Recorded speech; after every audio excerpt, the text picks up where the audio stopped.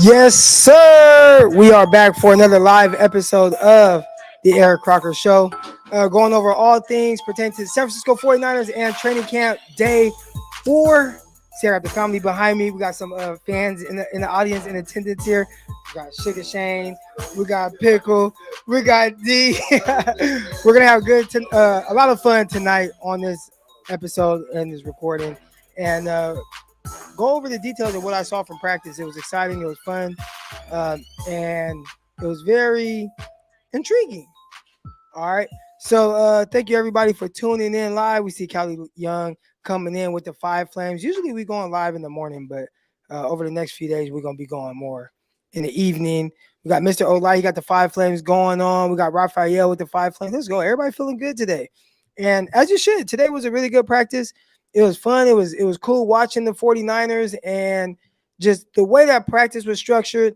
I know as I continue to go to practice, I'll start to focus more on the defensive side of the ball, what exactly rotations are looking like, certain receivers. I saw Rodney Bell out there. I saw Conley out there. Nobody talking about Conley. He's kind of a sleeper with making this roster as a receiver, but Trey Lance, nice touchdown at the seam to him. So people aren't talking about some of these things. We're going to get to that, but from the start, we're definitely going to talk more QB centered. All right. So before we get started, make sure everybody hit the like button and subscribe to this video. Yes, sir. Yes, sir. And also, Underdog Fantasy, the show is sponsored by Underdog Fantasy. So download the app or go to underdogfantasy.com, use promo code Crocky. And as you see right there, it'll double your deposit up to $100.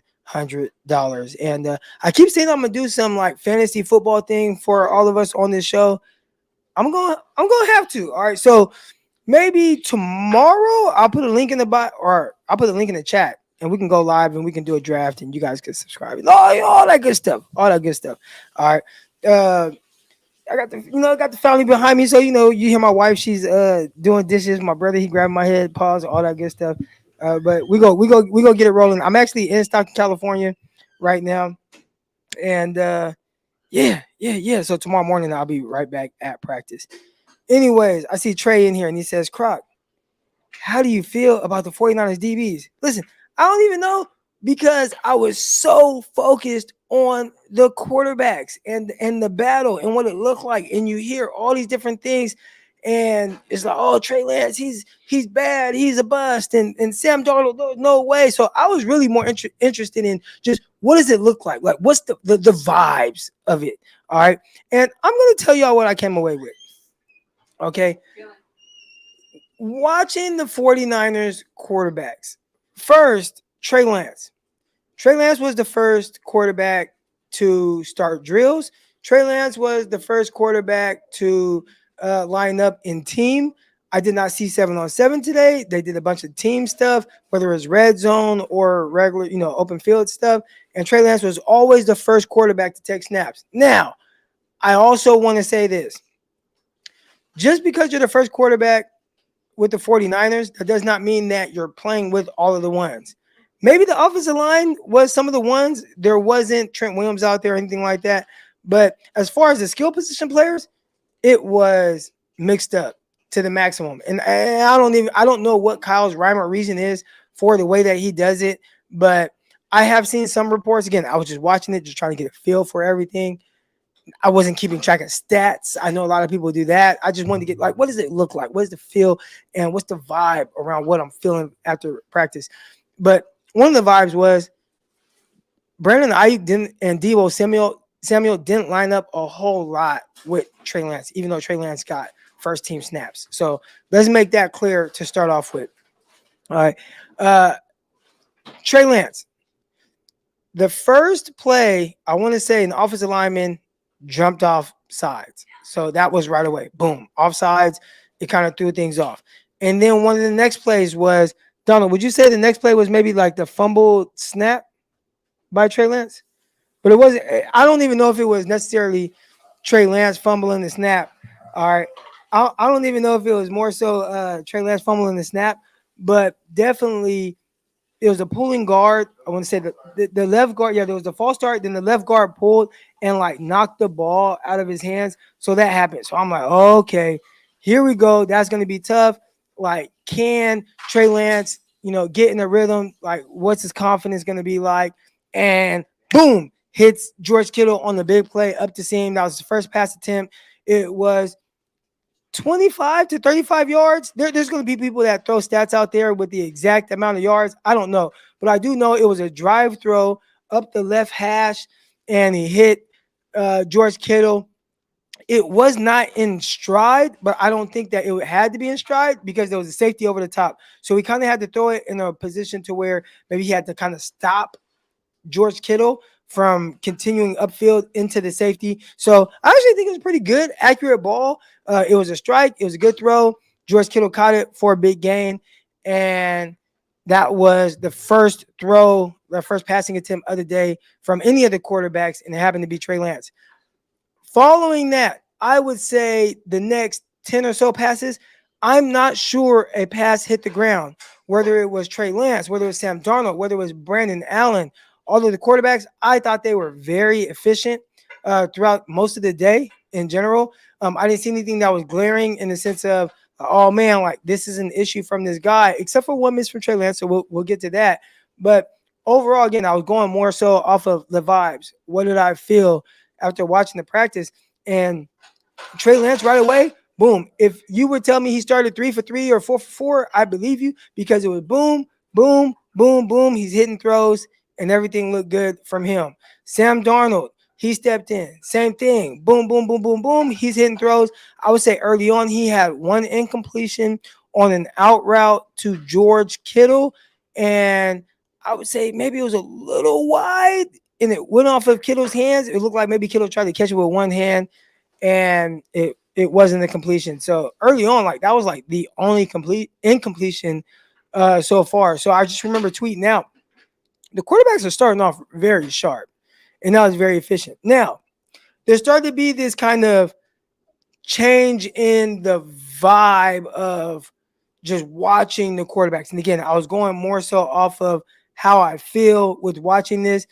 And while Trey Lance did not have a bad practice at all, he did have the one miss that I thought definitely was not great on a bootleg to the right to Deebo Samuel. He had Deebo Samuel open in the flat, potentially could have been a touchdown, and he just overshot him. I don't know how, I don't know why, but he just missed. And it was cool to see, okay, I missed this throw, didn't let him get him down. After practice, I watched Trey Lance throw maybe 10 to 15 times that same throw that he missed. He worked on it after practice. So that was cool. Just watching Trey Lance work on something that he missed in practice on a throw that really should be a gimme, and it wasn't. He just airmailed it. So most quarterbacks probably make that throw in their sleep. He didn't make it. But outside of that, he was pretty sharp, threw some nice passes up the seam. I know when they went to red zone offense, he threw a touchdown to Conley. It was the first snap of red zone offense. Boom, efficient strike up the middle to a wide open receiver. He was wide open, but just seeing him and playing in rhythm, I thought he did a good job with that. There was another touchdown run by Trey Lance, about an 8-yard scamper, I would say, to his left. Was he sacked? I don't know if he was necessarily sacked, but potentially could have been. That's a discrepancy. Some people, I would say this, for all the people that are watching or reporting on the 49ers, if you want to tally things against Lance, you'll probably say he's sacked. If you are more pro Lance, you'll probably say he was not sacked. All right. Now, my brother, who's unbiased, he's here right now, and I see somebody says, Josue says, I need to know what the rapper got to say. All right. And the rapper, I think he's talking about my brother Donald. All right. But my brother Donald on that said that you said Trey Lance was not sacked on the touchdown run. Yeah, the touchdown run. Yeah. So he said no sack on the touchdown run. All right. But overall, I think they need to hear your perspective, like just kind of because you talked to me a little bit after and you on what you felt on Trey Lance. We'll get to Sam Darnold and we'll get to Brandon Allen as well. Real quick. Okay, you want to talk about the run? Okay, so hold on. I'm gonna let my bro. No, you ain't gotta. Okay, go ahead. So I would just say the difference between Brock Purdy or Jimmy G. Trey Lance brings an extra feature. I do want to let everybody know he's a Pittsburgh Steelers fan. His quarterback is Kenny Pickett. So anything that he says is just based on like watching the 49ers. We love football. Y'all listen to me, and obviously, like, I got the opportunity to play at a high level. He ended up going to BYU and playing receiver and quarterback there, receiver there for a little bit. But all we do is talk about football. So the way that I talk about football, that's how we talk about football, but maybe it's just a little bit more explicit. But so when he's talking right now, just know if you do like my analysis, which we got over 100 people in here right now, hit the like button, subscribe, all that good stuff. We are two of the same people. So your thoughts on I'll ask you your thoughts on that run, and then solely just Trey Lance, because I haven't got to Sam Darnold yet. All right. Okay. But just so that run where some people might say it was a sack, but what were your thoughts on it? Well, I just think they probably consider it a sack because they're not used to having a mobile quarterback. Like, you can't. It's like a Lamar Jackson. It's like a Jalen Hurts. It's like, yeah, he might feel some pressure, but his athletic capability allows you to think otherwise. Like, right, like if you got somebody who can't move in the pocket, like Tom Brady, like a Jimmy G, like Brock can a little bit, but I would say Sam Darnold is more closer to that than anybody else. But I would just say Trey Lance on his own, he has a special feature. That's why you draft him top 5 quarterback drafted in the first round. Like, he has a big time arm. Like he has special features and he has a high ceiling. So I don't like how they treat him. 1, 2. Two. But I'm gonna get to the run. On the run, he just showed his athletic ability, and it's probably just he sacked because you're just so used to people being sacked. But like him, it's like, oh well, practice. Somebody might be pulling or tugging on him, but he's a big, strong quarterback. Like, yeah, if you think he's getting sacked, then I got to question your ability to access football. That's it. Okay. All right. So clearly you hear my bro right there. He says it likely would not have been a sack, and Trey Lance did race down the edge, and he ran in for a touchdown. So I've seen some numbers out there. Some people, they talk about the 1 touchdown throw that Trey Lance had, but they do not talk about the touchdown run that Lance had from 8 yards out. Overall, just kind of watching Trey Lance, again, I talked about the miss to Deebo Samuel, but outside of that, I thought he was fairly efficient. He tried the wheel route to Elijah Mitchell, who was heavily covered by Drake Jackson, which was a terrific play by Drake Jackson, running vertically down the field with Elijah Mitchell, something that I didn't truly expect to see. But just what were your thoughts, just, again, outside of here, your thoughts on just, I watched Trey Lance practice. What were my thoughts? So non-biased, being an outsider looking in, I would just say me being an athlete and watching the practice progress. In the beginning, I initially thought, okay, Purdy's not here. Let me be the leader of the team. Let me be the quarterback. Initially, I saw that. But as the practice went on and the more that Sam Darnold like made plays and performed well, there was one period, I don't know if it was from team to red zone, I don't know where they were coming from, but I can tell he was trying to like hype himself up or kind of gain his confidence back. And I to me, I think it's just a collective of being drafted first round, top 5, me having to deal with the Jimmy G situation, me breaking my ankle, the team still not be behind me. Like, oh, now Purdy. Like, I think it's just a lot to overcome, and psychologically, like, right, like everybody says, oh, well, this is a job you're supposed to be able to perform. But I would say 10 out of 10 people in this chat or listening to this has never been in that situation. So I would say like that's really that's a real tough situation to be in, and it's hard to understand like what he's dealing with or going through. And for him to even just to be able to perform like what he's doing now is shows tremendous fortitude and like mental toughness. So like we do got to take that stuff into consideration. We do got to like take a step back and understand the mental like aspect and stop like, you know, as far as just being a fan, like he is an athlete, he is a human being, like he is dealing with stuff, but he's still showing up. But like to me, being an athlete, I kind of see like he was just trying to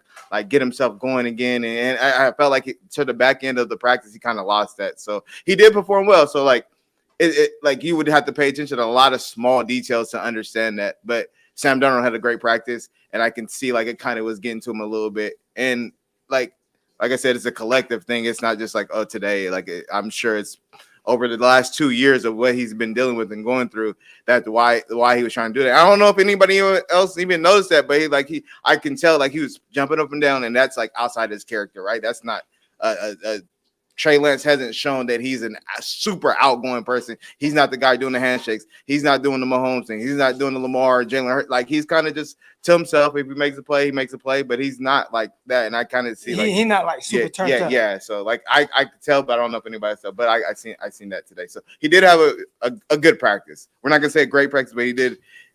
He showed glimpses of why he's a top 5 draft pick. I will say that. So that's the thing right there where I think some people, because I felt like, and I even tweeted it out, that I felt Brock Purdy had not Brock Purdy, he was not there.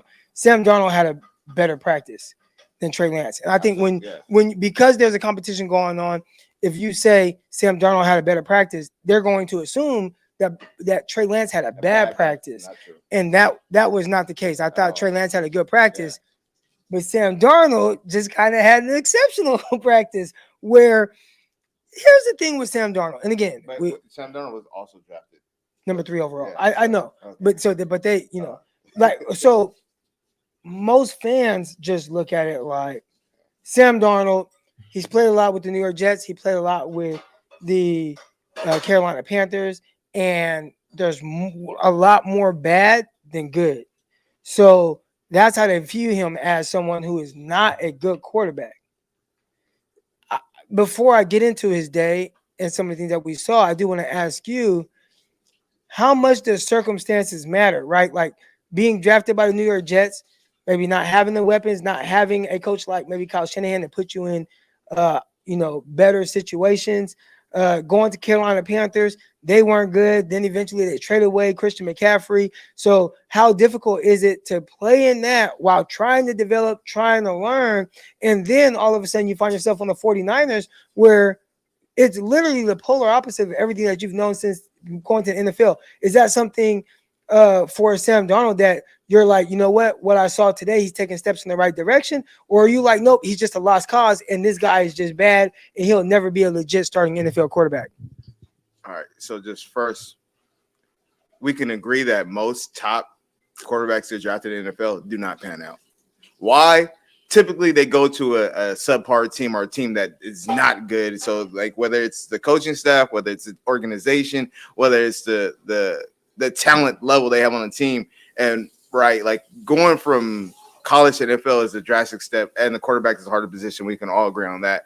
So the development process or time gets sped up, and it doesn't allow the person to develop. So that's why a lot of times the quarterback is not going to pan out. Now, not unless you can just sit him, like I'm curious to see, not to get off the subject, but how Love performs this year, right? He's in Stafford for 3 years. He sat behind Aaron Rodgers, and he's got a chance to develop instead of being forced and thrust into the situation where it's just like, oh, I got to play right away. So I feel like Sam Darnold that was his situation, right?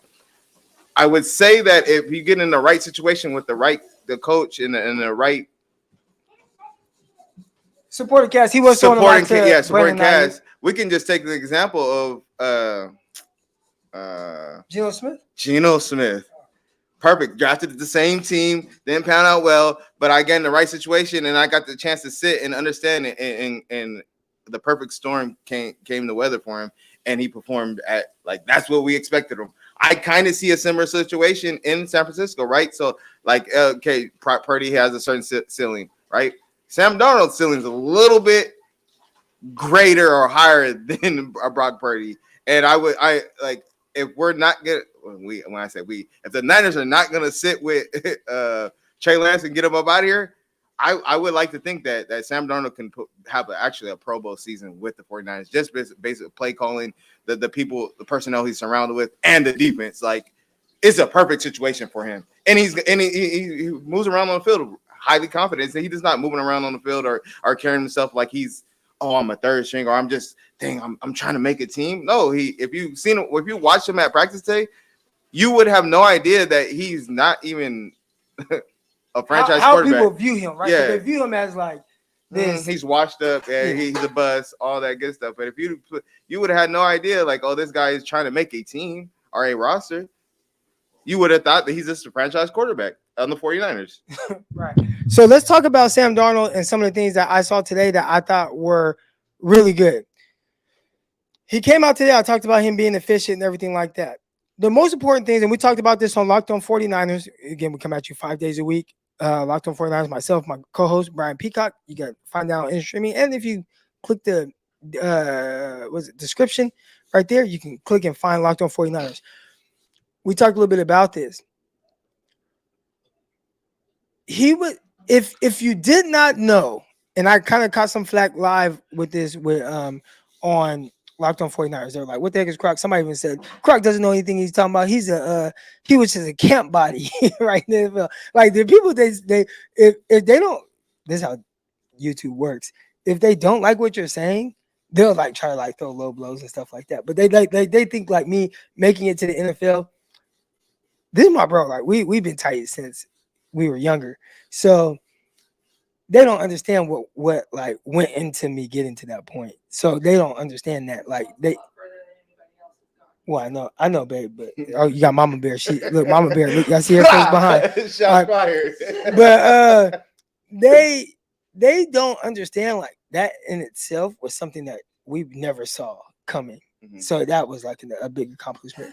But when you look at the way that practice went today for Sam Darnold, right? I said, and I used the example of my wife, who she'll watch football because I watch a lot of football. She's not like this huge football fan. She doesn't know exactly who's who, except for maybe like Jimmy Garoppolo. If I had went to practice and said, "Hey, babe, who's the best quarterback out here?" she would say Sam Darnold. And if I said, "Babe, his name's not Sam Darnold. His name is Aaron Rodgers. He's 4-time MVP or whatever. He's won a Super Bowl. That's who that is." she would believe me because Absolutely. The way that he was able to play in the rhythm, the throws that he made, the drive throws, the way the ball came out of his hands, the way that he was just really working Kyle Shanahan's offense. And even on the play where the play broke down and he had to kind of, let me get up out of here, roll out to my right, hit Brandon Aiyuk for a touchdown in the back of the end zone. He just looked confident. And my bro Donald right now, he's telling y'all, like, the way it looked like somebody that was very confident. It looked like somebody that believes, like, I'm the guy. And it looked like somebody that has a ton of confidence. And that is who Sam Darnold is. Now, I'm not here to hype up Sam Darnold. Right. I'm not here to say that Sam Darnold is going to beat out Brock Purdy or be this great quarterback for the 49ers. I'm not here to say any of that. But I am here to say today what it looked like. And again, I did not see practice 1, 2, or 3. I saw practice 4. And what it looked like was Sam Darnold looked more like what you would have wanted him to be when he was coming out of USC. Now I did, and I want to say that I started chat, and I'm gonna get to the super chats. I see those as well. We got Mr. Blum Magic 23, and he says Sam Darnold has had turnover problems since college on a pretty good team. And you know what? The team wasn't that good. So Sam Darnold, his redshirt freshman year, that's the first action we saw from Sam Darnold. They had another quarterback that was there who actually started the season as the quarterback. He got blew out by Alabama. Remember, USC did the whole thing where they came out acting like they were dogs, or, oh, yeah, we're about to get at you. And they got blown the fuck out, right? And yeah, shouldn't have did that. And got dogged, right? And then Sam Darnold ended up playing. They go to a bowl game. They're winning all these games. He's playing lights out. He's a redshirt freshman. He got Juju Smith. He got Rodgers. He got the running backs. Like, they're cooking, right? He got the offensive lineman. He got the Jackson on the edge, on the end as an offensive lineman. They're good. They beat Penn State, and he plays out of his mind in that bowl game against Penn State in the Rose Bowl, right? The next year, because he has to play one more year. If you look at his numbers, not terrible, but turn the ball over more than he probably would like. Has some turnover-worthy throws, etc. He had to press a lot more. He did not have Juju Smith-Schuster. He didn't have Rodgers. The offensive linemen were drafted to the NFL. He had to play with really Deontay Burnett as like his best weapon. And you guys are probably like, who the hell is Deontay Burnett? Burnett was on the 49ers practice squad for a little bit, like a year ago or prior or whatever, but not like a legit NFL quarterback. defense wasn't as great. So he had to play a little bit more hero ball. And they won a lot of games still. It wasn't until they played Ohio State with Nick Bosa and Chase Young and all that. It is like they destroyed USC offensive line. They weren't on the same caliber. But I say all that to say, if we're talking about the turnovers, he had a lot on his shoulders. He had to be the guy. He pressed a lot, especially in that last year, and then he goes to the New York Jets, and what is he doing? Pressing, because I got to be the guy. I was third overall pick. They traded up for me, and he's pressing. Not a great situation. You got Adam Gase. He wasn't great. I know I'm defending him a lot. I'm just talking about this question here from Mr. Blunt Magic, or a statement.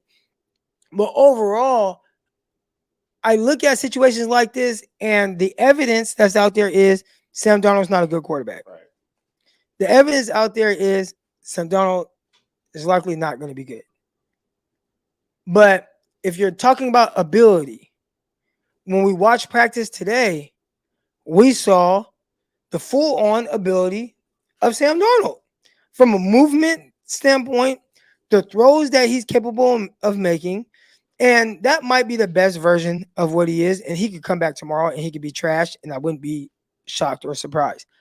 But what we saw today was a quarterback that was capable of playing in rhythm.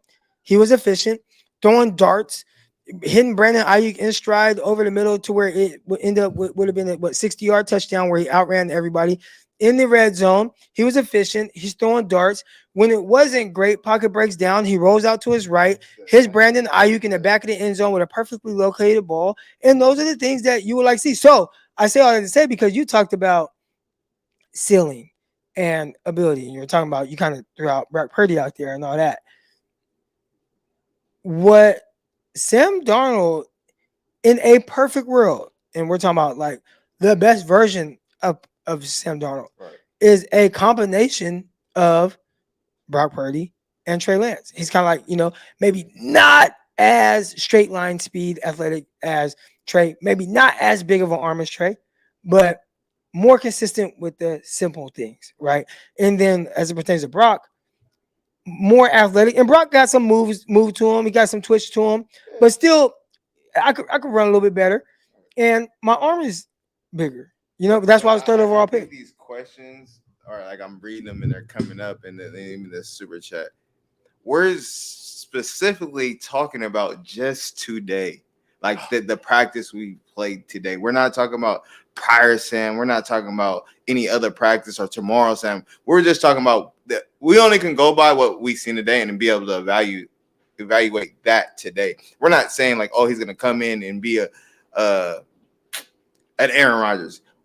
Today's performance just allows you to believe like he's capable of that. But I think you guys are just reaching. I think you guys are getting too deep into it. We're just talking about today, how he performed, and he just looked really good. And that's all we're trying to project to you guys. Like, he just looked better than Trey Lance. He looked better than Purdy. He looked better than if Jimmy was here. Like, he just looked really, really, really, really good. He looked like a number 3 overall pick. That's what he looked like today. Bottom line, like all the questions that crazy, like I'm reading them, like, and I don't even do this podcast, but y'all crazy for asking the questions or saying, like, you're trying to evaluate and break down quarterbacks, and it's just like, bro, like I get it, like I get it, but at the same time, it's like from practice today, watching Sam Darnold perform, it was really exceptional. That's it. So Sam Darnold, he was really good today. That's just today. What does it look like tomorrow? Right. Maybe tomorrow it looks like New York Jets Sam Darnold, right, and I don't know. But like my bro said, watching Sam Darnold today, it just looked like, oh yeah, like, well, yeah, he was the number 3 overall pick when he came out of college. Like, that's what it looks like. And for the 49ers, they should hope that he is in a better situation for them, with better weapons for them, with Brandon Aiyuk for them. And with that opens up a different level of comfortability with the team and with him, and starts to slow things down. And, oh man, you mean to tell me I don't have to be the everything like I had to be at USC my last year? You mean I don't have to be the everything like I had to be at with the New York Jets? And I'm in a lot better like offensive scheme to fit me. Like, coming off the play action, like I feel like it's really like beneficial to him. No pressure. Like, I just come here and play loosely, play freely. Yeah, like you said, like I don't have to be the all all everything on. I don't have to be the Lamar Jackson. I can just come and be quarterback with no pressure and just kind of go through it. And the more comfortable I get, the more it's just like, oh, I got Aiyuk, oh, I got Debo, oh, I got McCaffrey, I got Kittle, oh, I got Jennings, like, oh, I got all these. And it's just like, what? I'm playing. I got what? And again, my bro. So again, just so for anybody that's confused right now, he is a Pittsburgh Steelers fan. He is not a 49er fan, but I be going to games and stuff like that. So he'll go to games with me. If I'm going to practice, you know what I'm saying? Like he'll go to the practice with me and we watch it and we're just football. We just love football. And we've always loved football since we were younger. We've always loved talking about football and the intricacies of it. We love coaching. We love all that. So that's, we both played football. We played junior college together. We in two different schools. He had an opportunity to go to BYU. I went for a little bit. I went to UAM. So we're just talking about like two football guys, and we speak on that. What Sam Darnold is when it starts getting real. Look, I don't know. He might be trash. Right. He might be trash. Right. But what we saw today was what he potentially can be, which is, man, he was damn good today. All right, let's get to some of these super chats I see right here. We got Brother Bob here. He says, Crock, ask your bro's opinion on Sam got Aiyuk more. So he's asking like basically – essentially, he's asking like Aiyuk, like Sam. I think he's just more comfortable with him. Like I like just watching them rep today. I feel like he's going to be his primary read. He probably just feels more comfortable with him naturally. I don't know what they've done off season. I don't know if they talk or the communication is between them, but it just looked like organic with them today on the field. Like, and I don't know if that's like Shanahan putting Aiyuk at the number one read of whatever play he's calling, or if it's just him being like okay with confident with throwing the ball. So like I said, I've only watched him today. I don't know what it's been like the last 2 days. I don't know what the off-field training. Like I don't know any of that. I can just go by the day, and that's what I like. The conclusion I had is like, oh, he's really confident in him, and I don't know if Shanahan's making him primary read, or if so, then that's probably why the ball's coming out. But if not, then he just feels more comfortable throwing him the ball because every chance he got, he was throwing him the ball. So. That's it. I do got somebody that kind of clarified what the question was, and he's saying, why did Sam have more opportunities with Aiyuk? And we were more so looking at just like what it looked like in the plays, not so much how many times did Brandon Aiyuk line up with Sam Darnold as opposed to Trey Lance. Right. So that's kind of I can't answer specifically to that, why Aiyuk was more with that group. I would say that with the 49ers, and the way they structure offense, it's really weird. It's not something that we've experienced. And I'm pretty sure they have their reasonings for why they do it the way they do, but it's different. It's very different. It just looks like they just like, oh, you want to go out there and get some reps? All right, just go out there. Your turn. It doesn't look like it's, oh, this is the first group. Yeah. So we're going to have all the first group people. We're going to have Debo. We're going to have Aiyuk. We're going to have, Jennings or Ray McLeod. We're going to have George Kittle. It doesn't look like that. It just looks like whatever receiver feels like going right now, you're going to go. That's not how they do it, but that's just from the stands. It just looks like that's what it is because if Sam Darnold was going with the twos, he was out there. He threw a couple screens to Debo Samuel. He threw a few passes he threw one to Debo Samuel downfield. He threw a couple passes to Brandon Aiyuk, including a few touchdowns. So I don't know what the rhyme or reasoning is for it, but definitely it's just guys are out there. And then Sam is like, oh, Aiyuk's out here. Hey, Aiyuk, what you running? You running dig? Okay, I'm throwing that dig. So that's what it looked like right there. I would say I'm definitely not in agreement for the way they call. Like, I would like to see Lance run with the ones and be consistent so they can build chemistry and get a feel like, if the defense running cover 3 and we're running this high low on the deep third, like, okay, I feel confident throwing that. I don't like that. It's just like so random. Like, it's just like, okay, we can have number 1 receiver or we can have the number 4 receiver or we can have a guy making team. But I would also like to see like, okay, what receivers run routes well together, right? Like Debo on the same side with Aiyuk instead of Aiyuk and I don't know. Yeah, I know. I know. Snell or somebody. Yeah. So yeah, Snell or not Snell.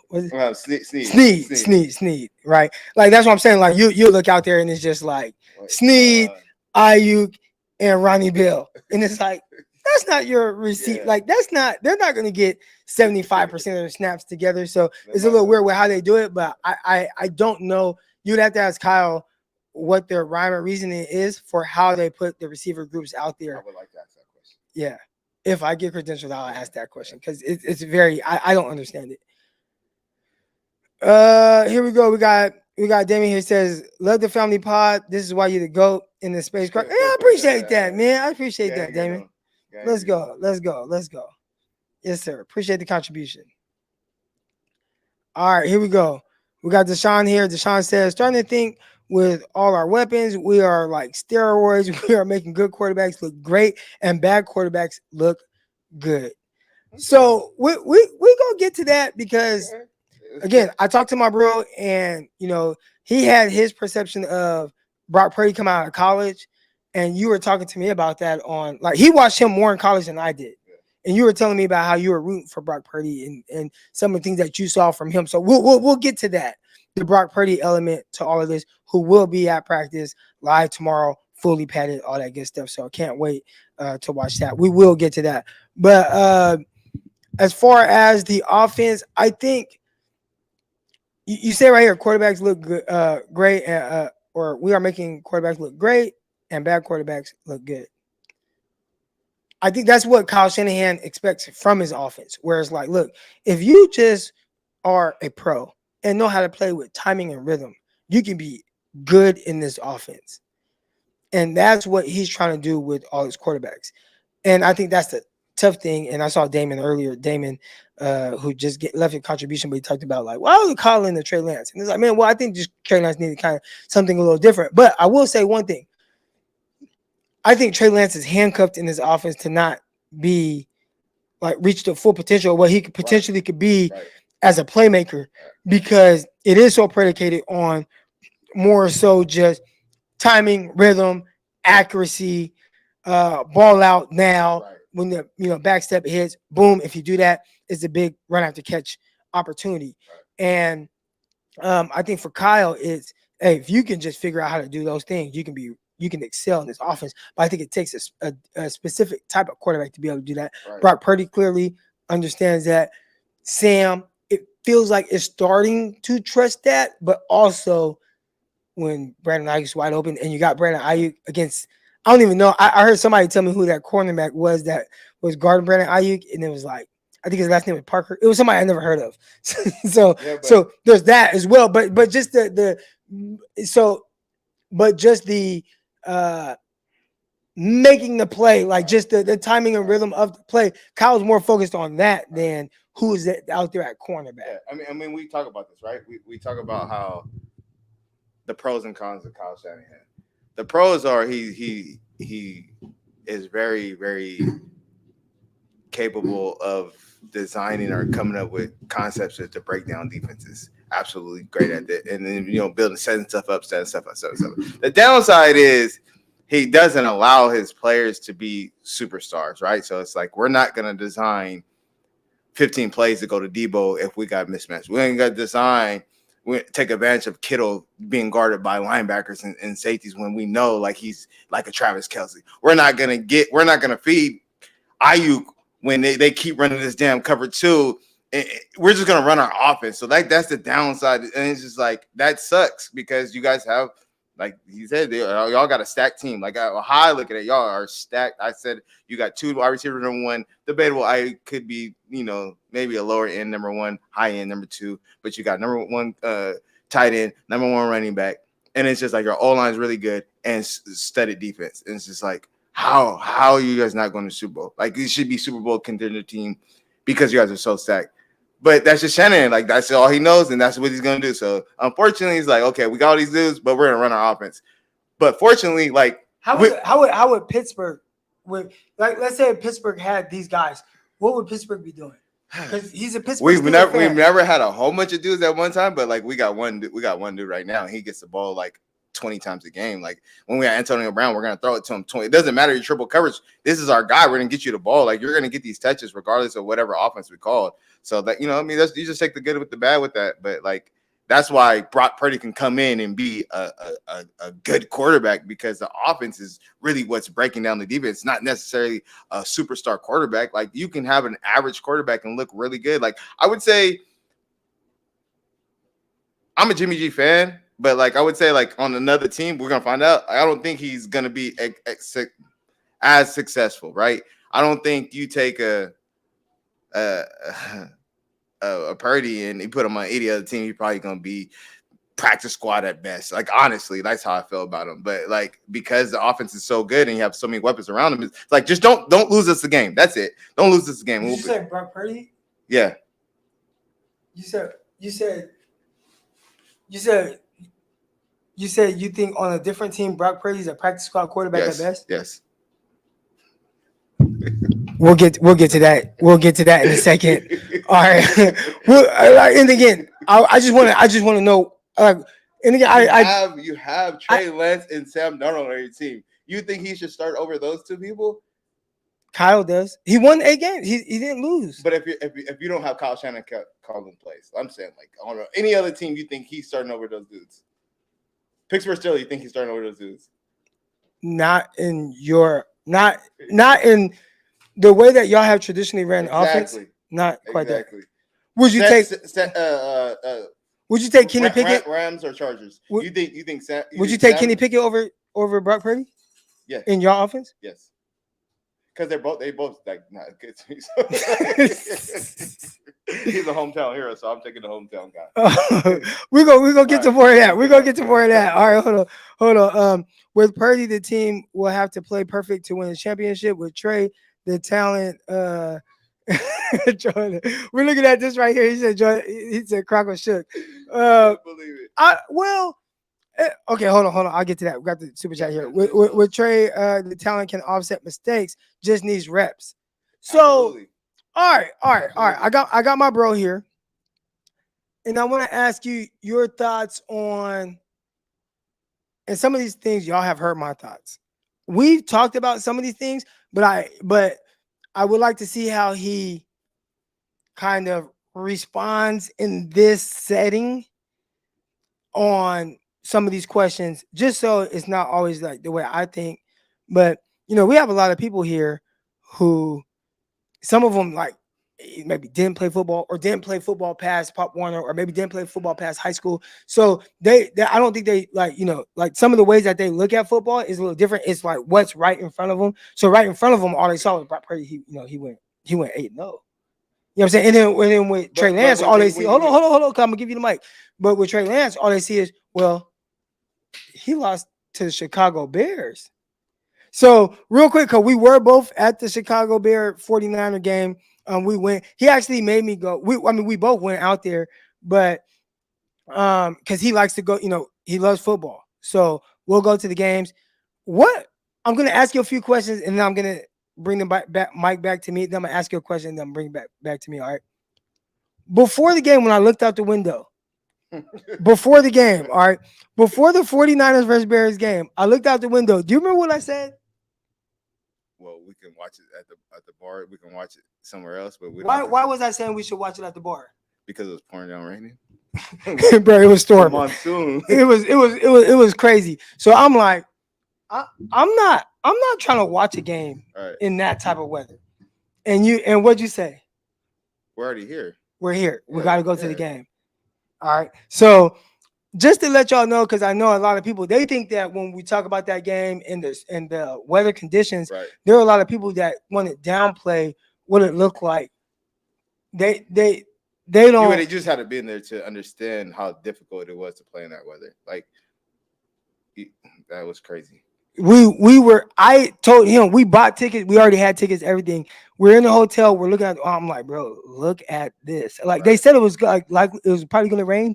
But I'm like, bro, look at this. I said, bro, you just want to watch the game at a bar? And he said, we like to go to these different stadiums. We gotta say that we went to Soldier Field. So we went to the game. All right, now watching the game, and again, I like this because you're not a 49er fan. But they already feel some type of way anyway. I'm reading this and they talking crazy. So Okay, so I'm about to get up out of here. So so like, what were your thoughts? Just like watching that, what was like when you were watching the game and the way that it was? Like, what were you thinking? It's just hard to evaluate anything when when the weather is that terrible, right? It's not like it's even like a playable weather. I think like if we had fields where he just ran Lance every play, probably would have worked out a little bit better. But that's not the type of quarterback. Can he make plays on his feet? Yes, absolutely. But he has a big arm and he wants to throw the ball, and you just can't throw the ball in that weather. So the way they like talk so bad about him, I was just like, I don't understand. I don't see it. I'm here at the game. Like, he played well still. He still made like layer throws. Like, and it's just like, you try throwing the ball in this pouring down rain, and like, you know what I mean? Like, Purdy not making that throw. Jimmy G not making them throws. Like, and I'm just sorry, they don't have the arm strength. They just can't. Like, and then that just is what it is. So, like, he broke his ankle because the coach want to run him to call some dumb plays. I don't know. I didn't agree with the play calling. So real quick, you made some comments on Brock Purdy, and there are going to be a lot of people that kill you in the comments. That's fine. Yeah, you can have that. Let's talk about him. Let's get into it. So I do want to go on the record of saying the version of Brock Purdy that I watched at the NFL level, I do like the way he carried himself. He carried himself with confidence. I felt like he was someone who was ready, right? I mean, you had a situation where, dang, starting quarterback goes down. Dang, second string quarterback comes down. Man, I got to come in against the Miami Dolphins. This is a good team. At the time, they were really good. And, man, all I do is I play well. You know, in each game, we're putting up a bunch of points. I'm winning. Like, they didn't lose a game that he finished. So, like, just your thoughts on Brock Purdy, like, just kind of whether it's watching him in college and what you saw, and then watching him at the NFL level, and maybe some of the things that you were thinking while watching them. All right. So just off rip, there's a reason why you're drafted where you're drafted, right? Like, if I'm a scout for an NFL team, I'm evaluating talent. How do I evaluate your talent? From the film you put up, your resume, right? So obviously it ain't some superstar presence in him. But I will say about the one thing about Brock Purdy, he's a dog. He's a fighter. He's never going to give up. He's never going to quit. If you go back and watch his Iowa State games, like, there'd be some plays and be like, wow, that guy's really good. Then there'd be some plays like, oh, he reminds me of Jameis Winston before Jameis Winston came in the NFL. I was just like, oh my God, I can't believe why you do that dumb stuff. But that's why he's just drafted like that. So I would say NFL Brock Purdy, right? There's no expectations. I'm not even supposed to play. I'm happy to be on the team. So I can go out there and play loose and throw the ball around, right? And on top of that, I got a coach that's going to protect me. What did Kyle Shanahan ask of him? Hit the open guy. That's it. So if I'm designing plays here wide open and I can throw you the ball, like that, I'm not saying it's easy, but they didn't make it hard for him. You act like he was out here playing like Lamar Jackson or Patrick Mahomes. Like, he wasn't over here threading the needle or 4th and 20 and there are some people that like, and I bet if I ask the chat right now, they take Brock Purdy over Jalen Hurts. What were your thoughts? What would you do? Okay, so it just like I said, okay, you could have a point, right? Like, you could say it depends on my OC, the circumstances and conditions, right? So if I'm a read option team, I'm taking Jalen Hurts. Read option, RPO, like, you know, like yeah. Now, if I need to throw a ball a little bit more, I'm probably taking Purdy because I know he probably can throw better than Jalen Hurts. So it just depends what situation you're in, right? It's a passing league, so ideally we want somebody that can throw a little bit better. Yeah, so essentially you would take Brock Purdy. Yeah, if you're asking me those two, but like me, I'm building my offense around my quarterback, so I'm gonna work to his strengths. So do you think Kyle does that, or do you think he builds his? Or does he want his quarterback to be able to play around his offense as opposed to? I think that. I think he wants that type of quarterback. I think he wants a Jimmy G. I think he wants a Brock Purdy. I think he wants somebody to fit his offense. I don't think he wants to tweak his offense to a Trey Lance, where it's just like, I don't feel comfortable. Like, I want to call that. Like, I want you to make these on-time script plays when I call them. Like, that's it. Like, I think it's just too much for him. I don't think he likes Trey Lance. Honestly, I don't think he doesn't like that skill set. Yeah. And that's why I favor Brock Purdy a little bit more. And I'm not saying Brock Purdy is just like terrible, right? But I would just say like it was a one-off thing. Like, right, he played clearly way better than any expectation. You can all my kids, my right hand to God, if you ask any 49er fan before this season started, would they be okay with Brock Purdy and starting the last 10 games and thinking you guys gonna win? Their honest opinion, what do you think they would say? I would say 98% of them would be like, I would ideally not want him to exactly. Play. But there are 2%. Okay, you can't take that. But I'm just saying, but like now that he performed well or he had a good season, it's just like, okay, let's see if he can do it again. Because 9 times out of 10, the quarterback the second season, when they play out of body experience, it's not going to happen. Now they got the pressure on them. Now defense gets a game plan for your strengths, right? So like, you even see it like during the season. If a quarterback has 4 games, that's really good. But time the 5th, 6th, 7th game, come on, defense have time to game plan and kind of like play to your strengths. And it's like we take that away. And it's like, oh yeah, you are a backup. You are a third string. You're not a franchise quarterback. You're not a starter. You're not none of that. So I think coming into this season, it's going to be a lot harder. So you think that with his skill set, right? And when we say with his skill set, the reason he was drafted last in the draft. Yeah, you're thinking that they're going to start to identify his weaknesses, and that it potentially could look a little different. Yeah. Than how it ended. Yes. 100%. Like if I could bet everybody on here, like that's 49er fans, I would bet everybody on here. To say Brock Purdy is not gonna have a season like he had last year. I feel like he wouldn't even do 75% of what he did last year. I would say that there's a when I watch Brock Purdy, at the very least, he understands what Kyle wants him to do. He does. Yeah. But that doesn't make you exceptional. That just makes, okay, I know what I'm supposed to do. Yeah. That doesn't mean like, oh, yeah, I am. That makes me better. So, like, yeah, if they start taking away the things he likes to do, they start making him get rid of the ball quicker. If they start like playing man-to-man, like if they play man-to-man, y'all, like not unless –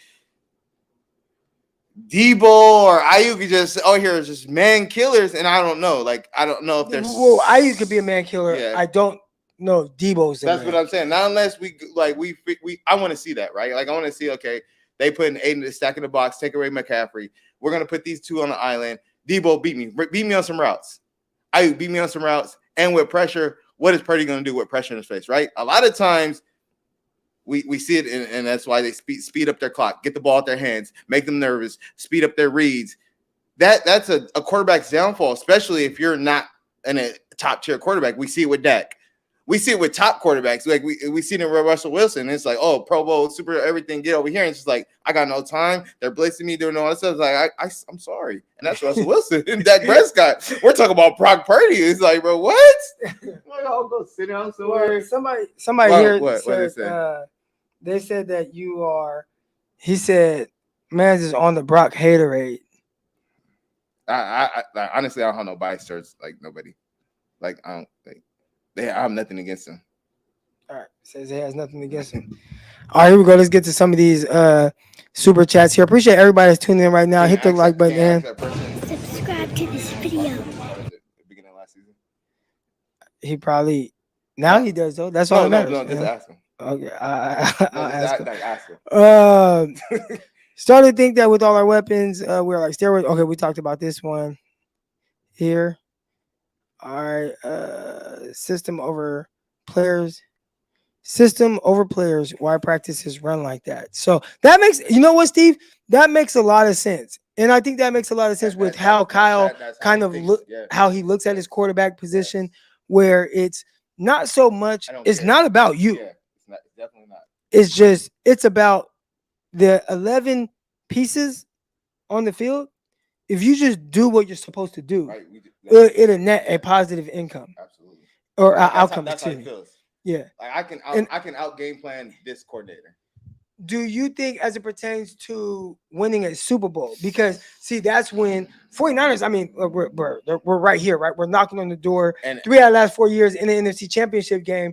Do you think as it pertains, and you watched your Pittsburgh Steelers win multiple Super Bowls, when it comes down to winning Super Bowls, right? Like what we see, there's this one play from the Arizona Cardinals Super Bowl. What play they always show? Do you remember? yes, Big Ben throwing that ball in the back of the end zone. Yes. He wasn't supposed to throw it. Why did Right. he? What? And he threw it, what, Santonio Holmes? Yeah, then and it's like he even said it. I shouldn't have threw that ball, but that's the difference. For us winning Super Bowl and losing Super Bowl right there, right? Taking that chance or believing in myself, I can make the plays. Can Brock Purdy make that throw? Just be honest with the people. I don't know. He did make he did a crazy play against the Seattle Seahawks, but I dropped little it. arm. So basically, what we're saying is, yes, system over players. That's why practices run like that with Kyle Shanahan. And what he's talking about, if you're just now tuning in, Kyle Shanahan with the receivers that are out there, it's very random with the quarterback. Yeah. You know, you'll have Trey Lance, and he's taking the first group snaps, but it's not Trey Lance with Brandon Aiyuk, Debo Samuel, Christian McCaffrey, George Kittle. You know, it's not that. It's like Trey Lance, he's getting the first snaps, but it's like Ronnie Bell, Conley, maybe an Aiyuk, maybe a Debo, maybe, but like you don't really know who's out there. Got a different platoon. Yeah. Every rep. So, but Kyle, if this is right, and I like this comment by Steve, he's saying he believes that it's the system, and if you run the system right, it should work no matter who's in there. And I think that, you know, one more thing for that, like, yeah, it can get you so far until it's time. Like, great example, Patrick Mahomes, right? It's like Andy Reid's great play call, all that stuff, but it still takes the special plays for you to be a Super Bowl winner, though. Like, it still takes the 4th and 20 miracle. Like, you got to have something special to put you over that hump. You can put the players all in the right places. It's up to them to make the right place. And that's why you guys didn't win a Super Bowl with Jimmy G, because he just couldn't get that 1 or 2 plays where it's just like, okay, like Kyle's calling a great game and the defense is playing like a mother and the special teams is doing their thing. But it's just like, if you don't have exceptional play from the exceptional players on your team, then you can't win a Super Bowl. You can get there. Have you guys even got there? When's the last time you guys went to the Super Bowl? Yeah, we do against the Chiefs. When was that? 2019. Okay. So, but that's the difference. They have Mahomes, you guys don't.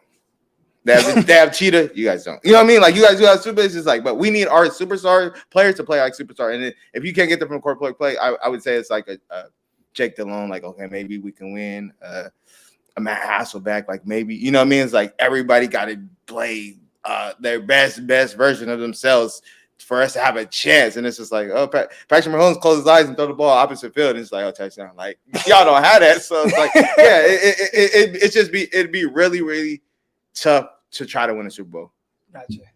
Gotcha. All right, here we go.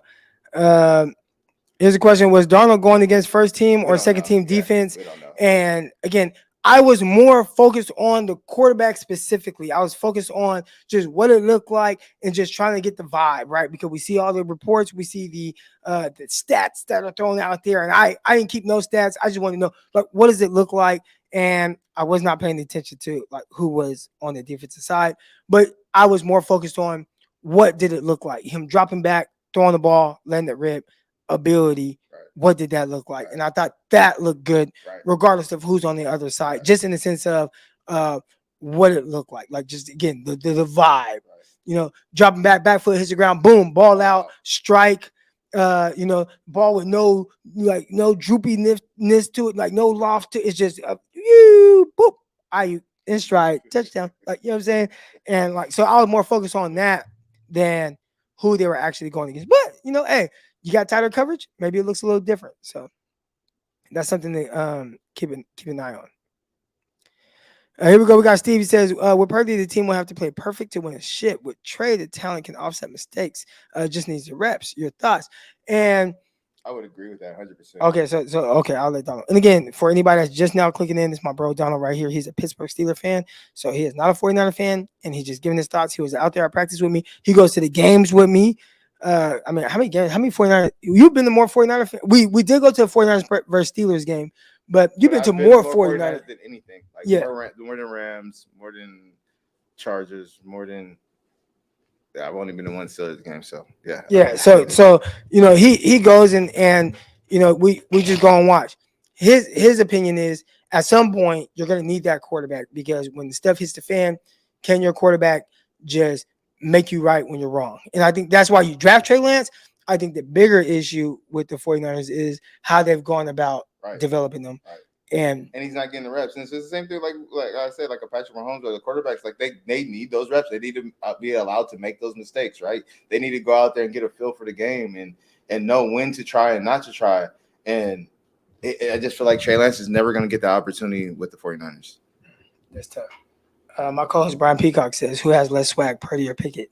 So we are. So everybody. So first of all, so on social media, everybody they come to me like they're like, "Oh, Crock is the guy." Like when it comes to swag, what it looks like. Purdy for sure has drastic more swag than Pickett. Pickett's probably the most nastiest. He wears 2 gloves. He's like big man. It's like, oh, why? But I get it. He has small hands. So, but yeah, I hate Pickett's swag. Yeah. At least he wears number 8 though. So. We are. Everybody looks at me as like, oh, Croc's a swag guy, like just what it looks like and some of the details, but they don't know that's who we are. Like we'll sit there, we'll watch games. As a matter of fact, what were you saying about the 49ers at practice? Like, look, this was off. It had nothing to do with anything, right? We're just sitting there, we're watching practice. But you talked about something, and it bothered you. It bothered you so much that you brought it back on the drive back to Stockton as well. So what were you talking about? The secondary or the defense for the Niners were just so nasty. It was so disgusting. And on top of that, it's like you guys wear white for practice. It's gold helmets, white jerseys with red numbers, and either a gold bottom or a red bottom. And they wore so much black, and it was just like, why? You have no black. Why are you trying to wear all this black and suffocate with all this black and I don't even want to say names because I don't want nobody to feel no type of way. But yeah, there's some guys out there looking just gross, and I just had to tell them, and I told them I was like, usually somebody is out there. It's like, okay, cool, like they look nice. I didn't get that impression from nobody. Only person I felt like that was like pretty like decent was Trey Lance. Like it ain't a whole bunch, but it was like, okay, I like this swag. But everybody else just looked gross. Not even remotely like cool. It was just nasty. All right, so I'm just gonna do this with the mic. So now we can. We're good. Weird. Nah, we're good. All right. Yeah. Just holding my hand. Pause. All right. Here we go. Getting back to the chat. All right. With Purdy, we talked about that one there. All right. We got Papa Phil. He says Kyle can't develop a quarterback. Harbaugh could, and the quarterback that we saw Harbaugh develop, and we saw how he was trying to bring him along and stuff like that. I do think that they had a better plan for Kaepernick than what the 49ers have with Trey Lance. If you go back and you watch, first of all, we got to put everything into perspective. All right. In 2011, when Jim Harbaugh took over, there was a strike, and the 49ers ended up drafting Colin Kaepernick in the 2nd round. They brought back Alex Smith, and Alex Smith, who everybody loves now, but at that time, everybody hated Alex Smith, and he wasn't good. And they wanted him benched for Troy Smith. They wanted him benched for David Carr. Like they wanted him benched for everybody, right? But Jim said, "Nah, we're gonna bring you here. You're gonna help. There's a strike going on. You're gonna bring along this young quarterback, etc." Right? Now, during that time, what did Jim Harbaugh do? He said, "You know what, Alex, you're our guy, but we're gonna have these certain plays for Colin Kaepernick because he has a very specific skill set where he threw for 10,000 yards in college, but also ran for over 4,000 yards. So we can do some different things with him. So we're going to run some read option pistol type stuff with Colin Kaepernick." And they did that throughout the rookie year where they just bring him in here and there. And it wasn't like it was like all the time or anything, but they would bring him in and they would utilize him and he'd run some plays. I remember him against I want to say the Miami Dolphins, maybe it might have been the Jets, where he ran for like a long touchdown. Like they utilized him for sure on the ground. And Kyle, his plan for Trey Lance, it seemed like he had that kind of opportunity, but did not stick with it. I didn't think he felt confident in it. Well, you got to remember the first game, right? The first regular season game. Matter of fact, let's go back. The last training preseason game with the 49ers and the Raiders.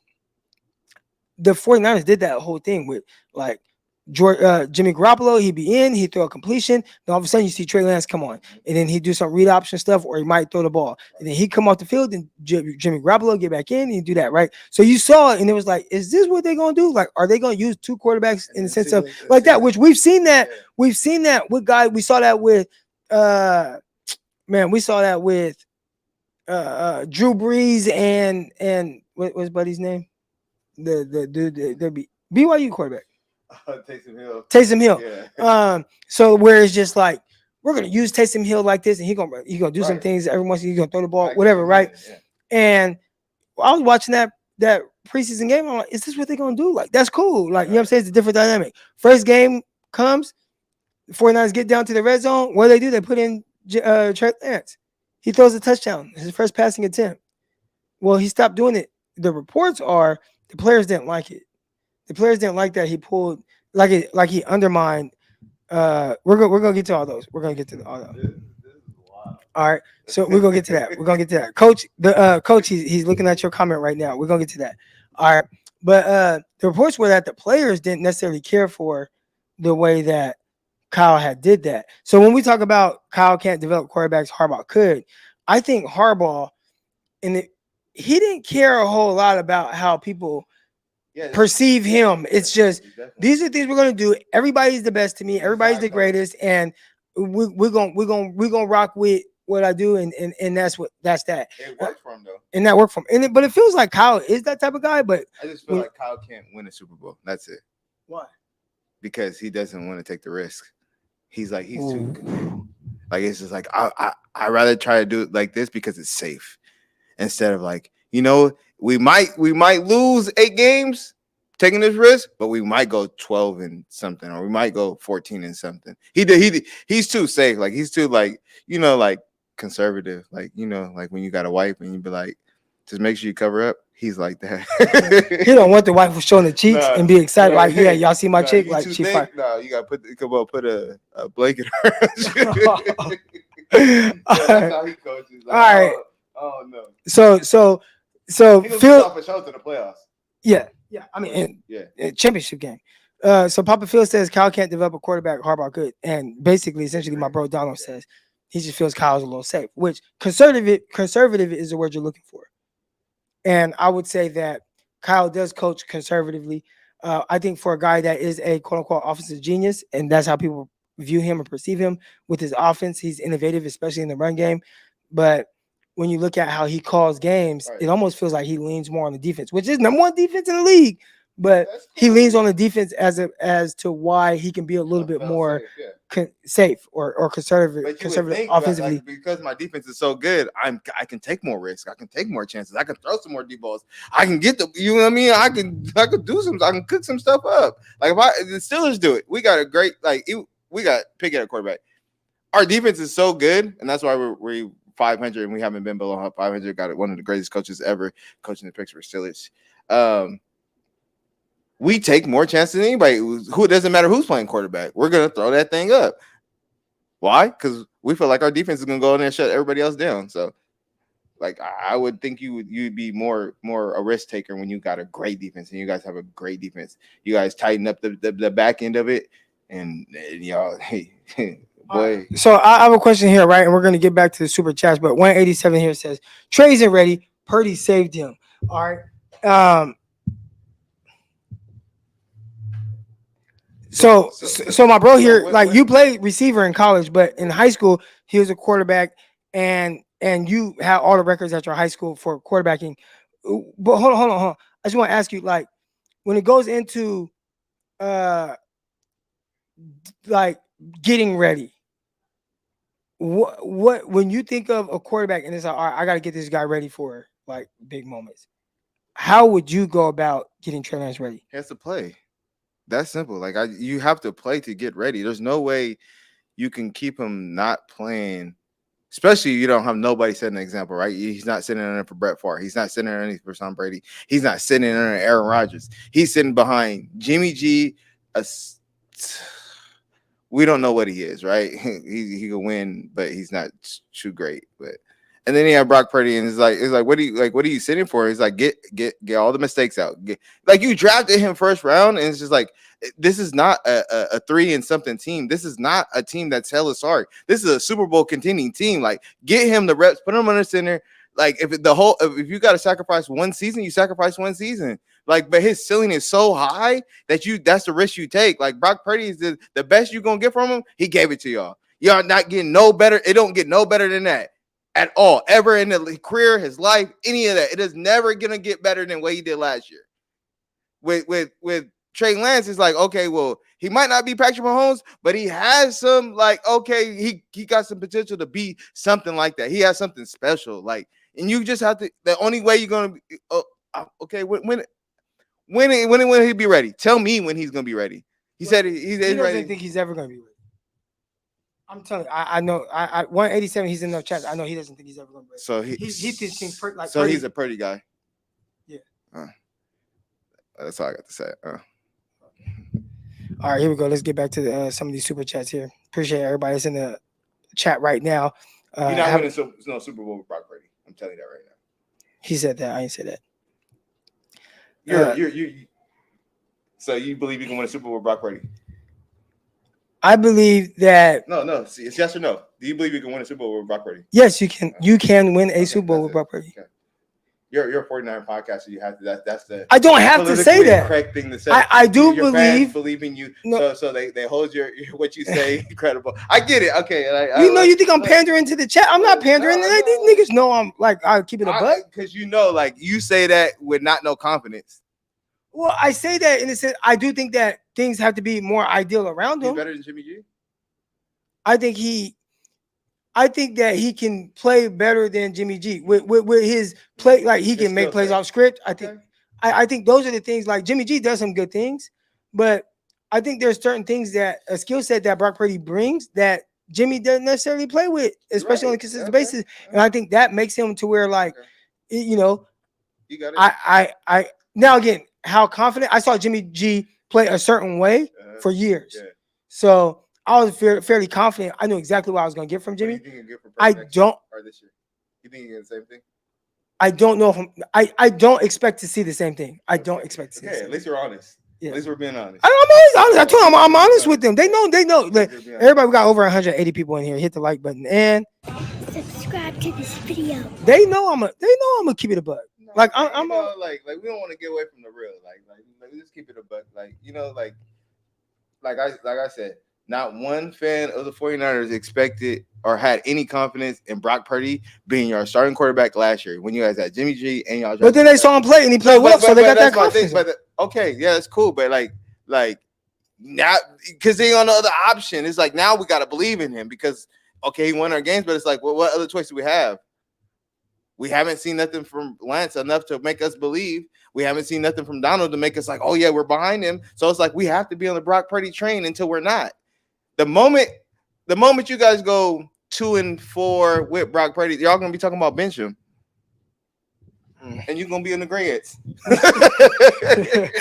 Okay, hold up. Well, I'm gonna say this is something that Put Lance. I'll talk about that. I'll talk about that another time. All right, I'll talk about that another time. All right. Hold on. There was right here. So we got a coach. He says, "Nah, Crock. It was balmy. 8. No, where you going? I am reading the chat. What's that? Because I'm not even just reading it. Are you talking about the super chat? Yeah. What does it say right here? He says basically it was 80 degrees with light showers in the last 2 minutes of the fourth. You tripping? That's what it says? Damn near in the Bahamas. The Chicago game. The Chicago game. What drugs was you doing, bro? What drink? Let me have that. Whatever you drank, I need some of that because ain't no way you over here capping like that, bro. He's being sarcastic. G Crackhawk said he being sarcastic. Okay. And G was there. Cause we stayed with G Crackhawk that last night. Okay. So yeah, so he's saying like yeah. Because ain't no way.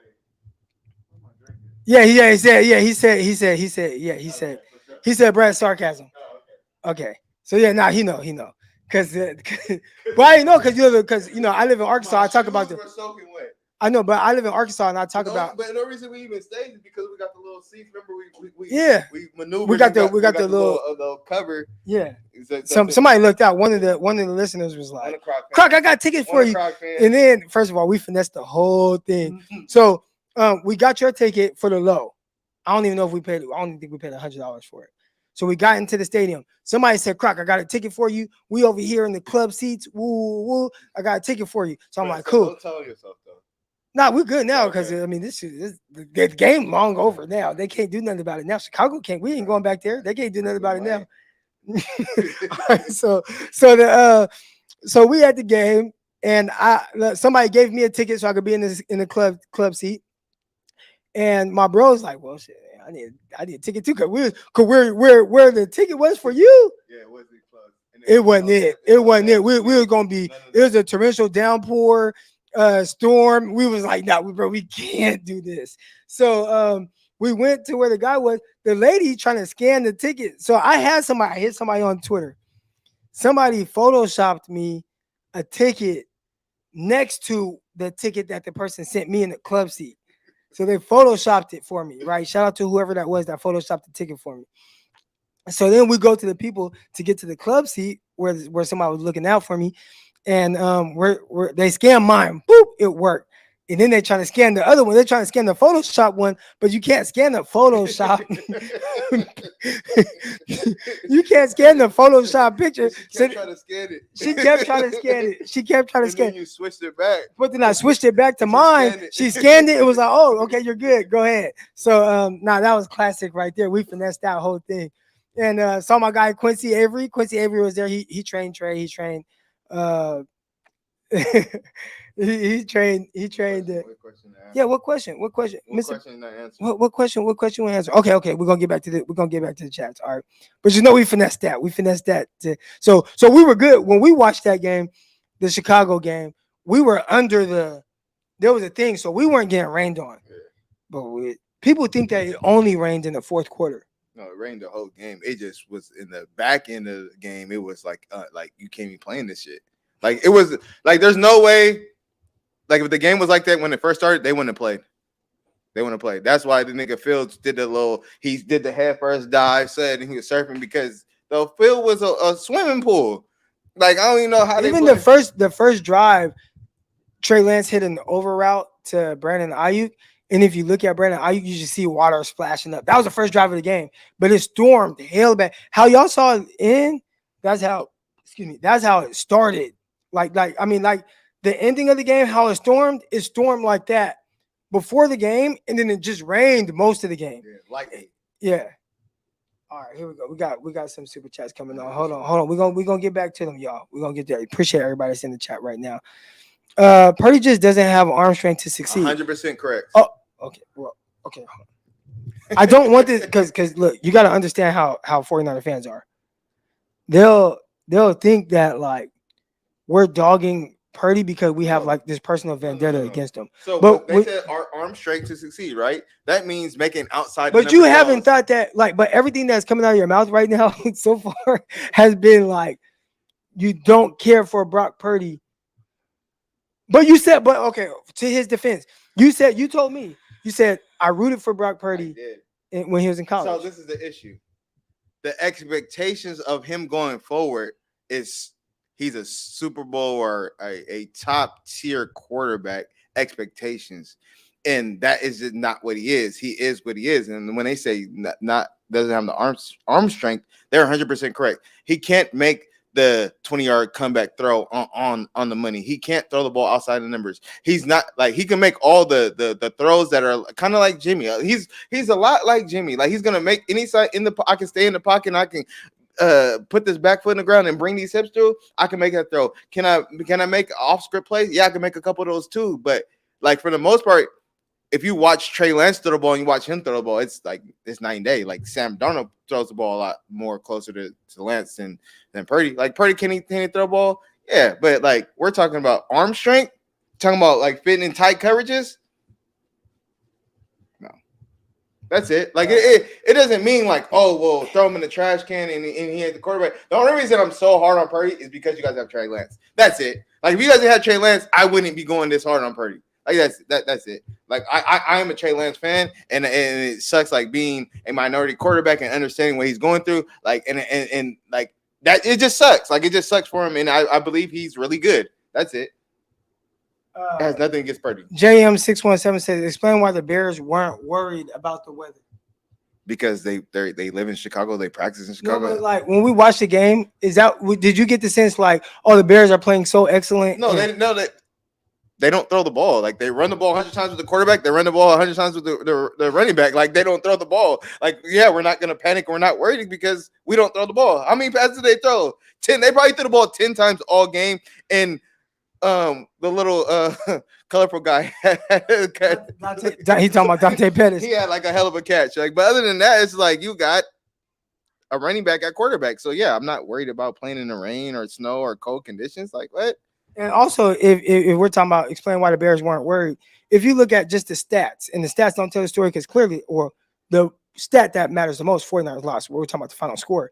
But every other stat outside of the score, which is the most important, the 49ers dominated every offense and defensive statistical category. But like when you talking about passing yards, rushing yards, all the the 49ers were better in every category except for they lost. Yeah, that doesn't always translate to wins. You know what I mean? It's like but we're talking about in the sense of being able to play. Like, oh, you're worried about the weather. But the Niners weren't worried about it either. The Niners performed well.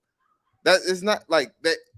The biggest issue with the 49ers, I would say probably was a little bit more uncharacteristic was the penalties.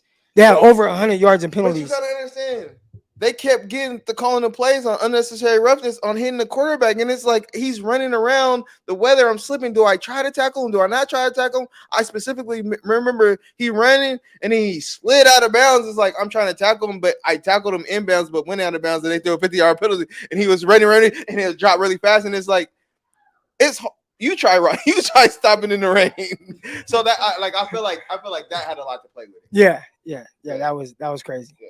That was crazy. All right, here we go. Here we go. So Purdy just doesn't have arm strength. We talked about that. And again, with arm strength, I think the 49ers offense is suited for a quarterback. If you don't have the most arm strength, you can succeed in the 49ers offense. So even today, I talked about how, like, if I'm a 49ers cornerback in practicing against my team, I'm playing everything for an in-breaking route because I felt like everything was like coming back across the field, and you didn't see the outbreaking throws. Everything today, and really for the most part with how the 49ers have played is an in-breaking route. So I'm going to lean on him. I'm going to anticipate everything in-breaking until you show me something different, like 49ers versus Cowboys playoffs a couple years ago where Brandon Aiyuk destroyed Diggs. And he ran he took a inside stem, pushed up, and then broke out. Jimmy Garoppolo overthrew him though. He was wide open. And like you just see how lost Diggs was. Diggs is probably thinking, bro, y'all run in-breaking routes 99% of the time. So I'm gonna play the in-breaking route. Yeah. And he's a risk taker. I would say, like, if you go back and look at last season, the season before, how often do you guys throw the ball outside the numbers? How often do you guys throw deep balls? Like you said, like I'm sitting on all in-breaking routes. You're gonna have to beat me throwing the ball outside and deep. Like that's it. I'm sitting on everything in. Like I feel like that's all you guys want to do. I feel like Shanahan, all he wants to do, he wants to do layer throws, in-breaking routes, and some screens. The dude said something about CMC being the MVP of the offense and Jimmy and Purdy being the same. So we got Tavares here. He says CMC is the MVP of the offense. Brock and Jimmy both look great with CMC in the game. But like, you also have Debo. You also have Kittle. You have CMC, and you have Aiyuk. Yeah, I would say like it's not hard to look good with that offense stacked around you. Like that doesn't take a whole bunch. When you have them all on the field. Like when they're all on the field together and like you're in the rhythm, I would say early on in seasons, and I expect this thing. I actually said that I felt like the 49ers probably lose to your Pittsburgh Steelers week one. Oh, he says not. Okay, so Donald, yeah, not that like that. We probably got the worst O-line in the NFL. So all right, but y'all have one of the best D lines. Yeah. So my reasoning for that was typically with the 49ers and watching their offense is just every year I watch them to start the season. It's just a little slow offensively. Now, the one I'd say difference probably the 49ers versus the Lions. There was a pick six by Dre Greenlaw in that game. But overall, like they just put up a bunch of points. Right. Typically, that's not necessarily the 49ers early in the season. Right. You and I, we went to the 49ers versus Eagles game. It was week 2 in the game. And like, what did the offense look like in that game? I feel like that's not the players. I feel like that's more Shanahan. Remember, I kept saying, I was like, why is Kittle not getting the ball? What did they do? They kept running the little crossing route, and then if it wasn't there, it's like, okay, Jimmy was trying to do some crazy stuff, like move outside the pocket. It's like, Jimmy, you shouldn't be trying to get outside this pocket. Stay in this pocket, buddy. But yeah, it's just like we're not getting Kittle the ball. It's like, who's gonna guard him? And that's why the game was end up being closer than it needed to be. Like, I don't know about Kyle. No, but you can't say you don't know about Kyle when we've been to 3 NFC championships in 4 years. I'm saying like. I would like y'all been in 3, but you guys haven't won one. You guys haven't won a Super Bowl with him, and I feel like the reason why is you guys have all the talent to win. Tell me I'm wrong. You're not wrong. Like if I got Debo, I got McCaffrey. First of all, I'm a Kittle fan to the max. Like Kittle's my favorite player on the whole team, and then to be Trey Lance. But it's just like, why are we not feeding these guys when we have opportunity? F this offense. Like let's get our guys the ball. What was it? Was it the playoffs when you guys played the Saints and Kittle? It was an overtime game. I remember him. It was a regular season. Okay, so this game just kind of take y'all back to this 49ers versus Saints in New Orleans. It was a regular season game. It felt like a playoff game, but we finished watching it. We had a 7-on-7 practice, so we finished watching it on the field. We were watching on my phone. I was holding my phone, but yeah, that's when he threw to Kittle late in the game. Yeah, and it's just like get the playmakers the ball. Like forget trying to run this offense. It's like, okay, whoever's hot this day, let's just keep feeding them. Like, yeah, we would like to get McCaffrey the ball a lot. We would like to get Debo the ball. I want to see Aiyuk be a guy. Like they are highly talented, and it's just the offense just doesn't allow that to happen. It's like, okay, you're gonna get 3 catches, you're gonna get 3 catches, you're gonna get 3 catches, and Christian, you're gonna get 12 to 15 touches. However, and that's just how it's gonna go, and that's why I don't know about Shanahan. That's why you're not gonna win Super Bowl. That's exactly why y'all not gonna win Super Bowl. Come on, man. I'm just telling you what it is. I know it's tough because y'all right there, and people don't understand how hard it is to have a team to be able to compete to be a Super Bowl contender. Right, being Super Bowl contender is like there's about 10 teams who have a realistic chance, and between the 10 teams, it decides about quarterback play and coaching, and you'll get about 4 teams who have a real like, okay, these are the teams. So you tell me, other than you guys, who has another like realistic chance of winning Super Bowl? The Eagles have a really good team, and they'd probably be in the mix. Kansas City Chiefs. Kansas City Chiefs. Probably 49ers. Yeah, 49ers. Probably Bills. If they can develop a run game, I'd say the Bills. If they can get a run game, I feel like the sound of that is good, but I'm not a believer in our quarterback. So Josh Allen. Yeah, he's proven to be who he is. Who is he? He's what do you call those people? A false prophet. That's it. Like a fraud? Yeah, he's like a fraudulent. Like he's fake. Like he's a Jim Jones. Follow me. I'm gonna take you to heaven. Drink this Kool-Aid. You're all gonna die. Like that's who he is. Y'all gotta excuse Donald. He just rode an Uber to the, Oakland with some dude that he was just talking about. That ain't got nothing to do with it. Josh Allen is who he is. Like I'm so I've never been high in him, but that's your guy's guy. That's Greg's guy. You're talking about Greg Pinelli. That's your quarterback. Greg Pinelli was your quarterback. I know, but I think I seen Greg in here earlier. But yeah, Greg, he's just Josh is who he is. Sorry. It's probably because he's from wherever he's from. Fireball. Yeah, I never heard of it. It's right outside of Fresno. Yeah. But anyways, back to okay. y'all. So, but the reason guy, why you is not gonna Cincinnati Bengals. But hold on, Cincinnati Bengals, and that's it. Like so, you got Niners. Well, you got Aaron Rodgers in New York. I mean, they had. Don't you dare do that. Don't you dare do that. Don't do that. But they had a good defense. Last year they had a good defense with Robert Saleh. We're talking about people who can win a Super Bowl. We're not talking about because it sounds good or Aaron Rodgers comes over here. Like one, he has to get some type of chemistry with the offensive coordinator and the team. And it's just like, do we like this dude? He walks around like his dick is 12 inches. Like, you know what I mean? Like you can't, like, niggas might not like that. Like, don't come over here thinking your shit don't stink. Like you old, bro. Pack it up and retire. So don't say. I'm gonna say Niners, Philly, Kansas City, Dallas on the outside chance, and the Bengals. Those 5 teams. You like Dallas more than Buffalo? Absolutely. Why? Because they got playmakers on their team. Do they not? Offense and defense. Now They do. No, they do. Now you tell me what Buffalo got. But the 49ers keep beating. No. So what do you tell me Buffalo got? Josh Allen run around, make a throw. Sometimes good, sometimes not. Waiting.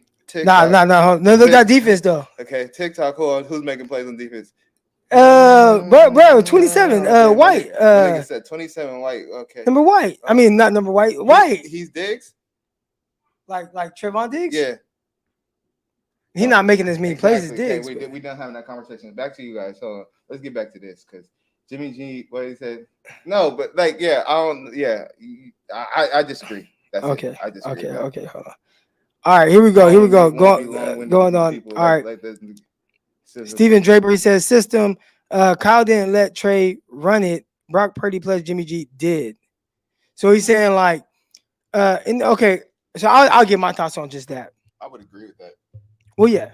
No, I would agree, but as to why. Go ahead, break it down. So Kyle, we talked a lot about his offense, and you talked about how he wants his offense it's my offense more so than the actual players, which is why he doesn't feature certain guys in the passing game and stuff like that, and that's why you feel like he doesn't want a Super Bowl. I think when he looks at the quarterback position, it's if you can run my offense the way that I felt like Sam Darnold did today, like Mark Sanchez thing. Okay. Right? Like if you can just do it, if you could do it this way, it's going to lead to this, which is a net positive, right? And so run it how I want you to run it. There was a story. So there's this podcast right now, right? It's called the Play Callers Podcast. It's like Kyle Shanahan and all the guys on his coaching tree, McVay, LaFleur, all those guys. And Kyle did this thing with RG3 where he said, RG3, I want you to call a play. I want you to teach the play. I want you to run the play in practice. All right. So RG3, he's like, okay, it was some play that he got from college. That's an unfair advantage. But so he's like, all right. So he gets the play that he ran in college or whatever. He teaches everybody it or whatever. The first day it wasn't great, but he said, "No, we're gonna run it again." So the next day they did it, and boom, it worked. And Kyle said, "Man, how'd that feel?" He was like, "Oh man, it felt good. Ran the play, whatever, And he's like, "And you were gonna do everything to make sure it worked, huh?" And he was like, "Yeah." And he said, "That's how I feel about every one of my plays." He didn't even want him to. He didn't tell him to call the play so he could. But he wanted him to run the play, to prove a point. Not even run my fucking plays. Yeah. How I want you to run them, and I want you to put as much effort into making it work as you did your own play. I seen how he did RG3 when he was in Washington. Yeah, that's why Kirk Cousins was a quarterback. Yeah, well, that was but anyways, so we're back to this question right here from Mr. Draper. All right, Brock Purdy, Jimmy G, they ran his offense. Yeah, Kyle, the way he sees it is, as long as you can run my offense the way that I want my offense ran, we'll run that offense. Because if I feel like it's I have to change things up. We're gonna change it up to the drastic measure, which is you're gonna run the ball 13. I'm gonna call it 13 run plays for you because if you can't play in this, you know what I'm saying, and that's tough, right? So it's like it's all or nothing with him. The all is man, you can not win rookie of the year, all that. But remember too, he did not like RG3. But that's my point. It's just I think it feels like he doesn't want that. He doesn't want him. We don't want Lance. I don't. No, but when he drafted Lance, Lance, North Dakota State, it was this run first offense, and then it was play action, turn it back to a defense. They huddled up. You too much of a nigga. Hold on. But when it gets there, it's I gotta actually teach you some stuff, and it's nah. Oh, bro, you come in, I gotta teach you. Oh, you good? You good? Yeah. So that's what that is. So yeah. Agree. Who was that? Yeah, so Steven Draper. Yeah, we do agree that it's about the system, and we do agree that Kyle did not let Trey Purdy and Lance Jimmy G, run that they offense, did run that and system. he runs a different. Similar concepts, of course, but to the extent, Purdy and Jimmy G, he calls plays for them differently than he does Trey Lance because of his confidence of those guys executing the way that he wants it run. All right. So hope that makes sense. Appreciate the contributions. You guys are killing it today. Yeah, appreciate you Jim guys Harbaugh for versus breaking my brother off. Mike T in a street fight. Who's Mike T? Mike Tyson? That's what it's saying? Mike Tomlin. Oh, Mike Tomlin? Come on, it's Crip. Come on. Tomlin dogging him. He don't want no parts of that. He don't want no smoke, no issue with that. Come on. Have you seen my guy in a press conference? Have you ever seen him shook? No. Have you ever seen him turn red? No. Like he wears glasses. Do black people turn red? Sometimes. But he wears glasses in press conference. Like you can't tell me you're not the guy if you got shades on. Okay, so he's taking Mike Tomlin in the street fight. And I feel like I said, I call him Kyle. I won't call him by his first name because he don't even get to be his daddy. Kyle, he's a safe guy. He's a domesticated dog. Like he's a house animal. So. All right, here we go. We got Steve Mullins in the chat. He says, appreciate, bro. A real one, even if you like Pittsburgh. So he appreciates you for coming on here. I'm not non-biased, I mean? I probably been to more Niner stuff than anything in my life. So I just support my brother. That's just how I am. That's how we get down. So, ain't nothing to I want to see you guys win and prosper and do well. It's not like I'm just honestly giving you my honest opinion about my evaluation of the players in the team. Ain't nothing, I don't wish nothing bad upon you guys. Like, so when I'm giving it might come out maybe a little bit like you might not like it. It might ruffle your feathers, but it's just me evaluating football. That's it. All right, here we go. Next up, we got a special appearance from my daughters. Y'all want to say hi? Hi. There we go. So that's my daughter Shane. She's not shy. My daughter Pickle, she's a little more. Pickle, you want to say hi? Hi. There you go. There we go. All right. Pickle said hi too. All right, here we go. Back to the show. All right, Pete says, why do we have to hate and take sides? If Donald plays like a Pro Bowler with the offense, are we really upset? We should support the best team. And I think he just means like, hey man, like if his guy's balling, he's balling. Like who cares? That's what I'm saying. Yeah. I'm like, yeah, yeah. Who is that? That's Pete. Pete, tell your fans and your colleagues, or I don't know, what do you call fans of fans? Like when Peers? Peers. I think it's your peers. Like if you like the Niners, I like the Niners. What did that make us? I think we're together. Like I think it's peers, Or we could just say somebody answer that. I think we just call ourselves 49er fans. No, but it's like something, right? Like I think it's peers. I don't know if it's a peer. Because a peer is like okay, but my fellow students. Okay. I mean, like feel like, oh, we're all students. Like these are my peers. Okay. Or like, so whatever it is, you need to put that on them because that's what they need to hear. Like, yeah.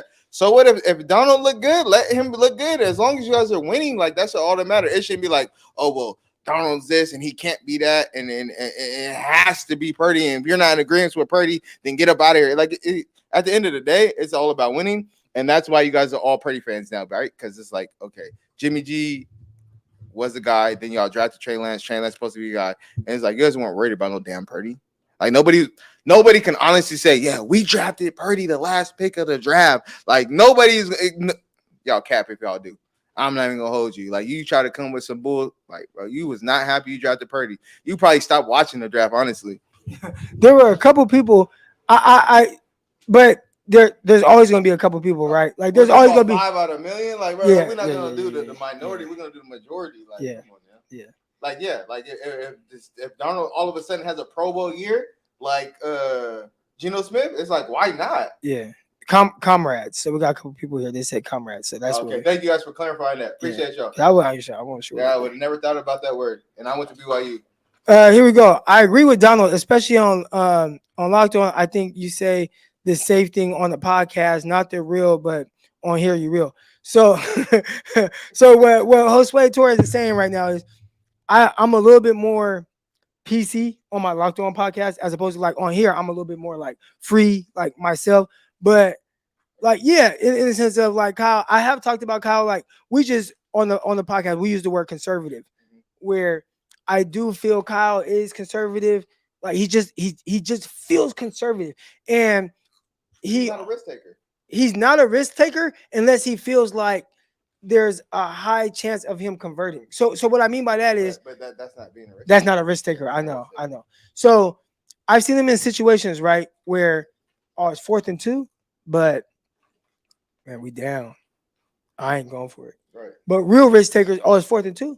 Yeah, we go for it. Like, what you talking about? What you talking about? Right? Especially if you believe in your defense, how y'all. First of all, y'all got a top. I know. I'm confused by that.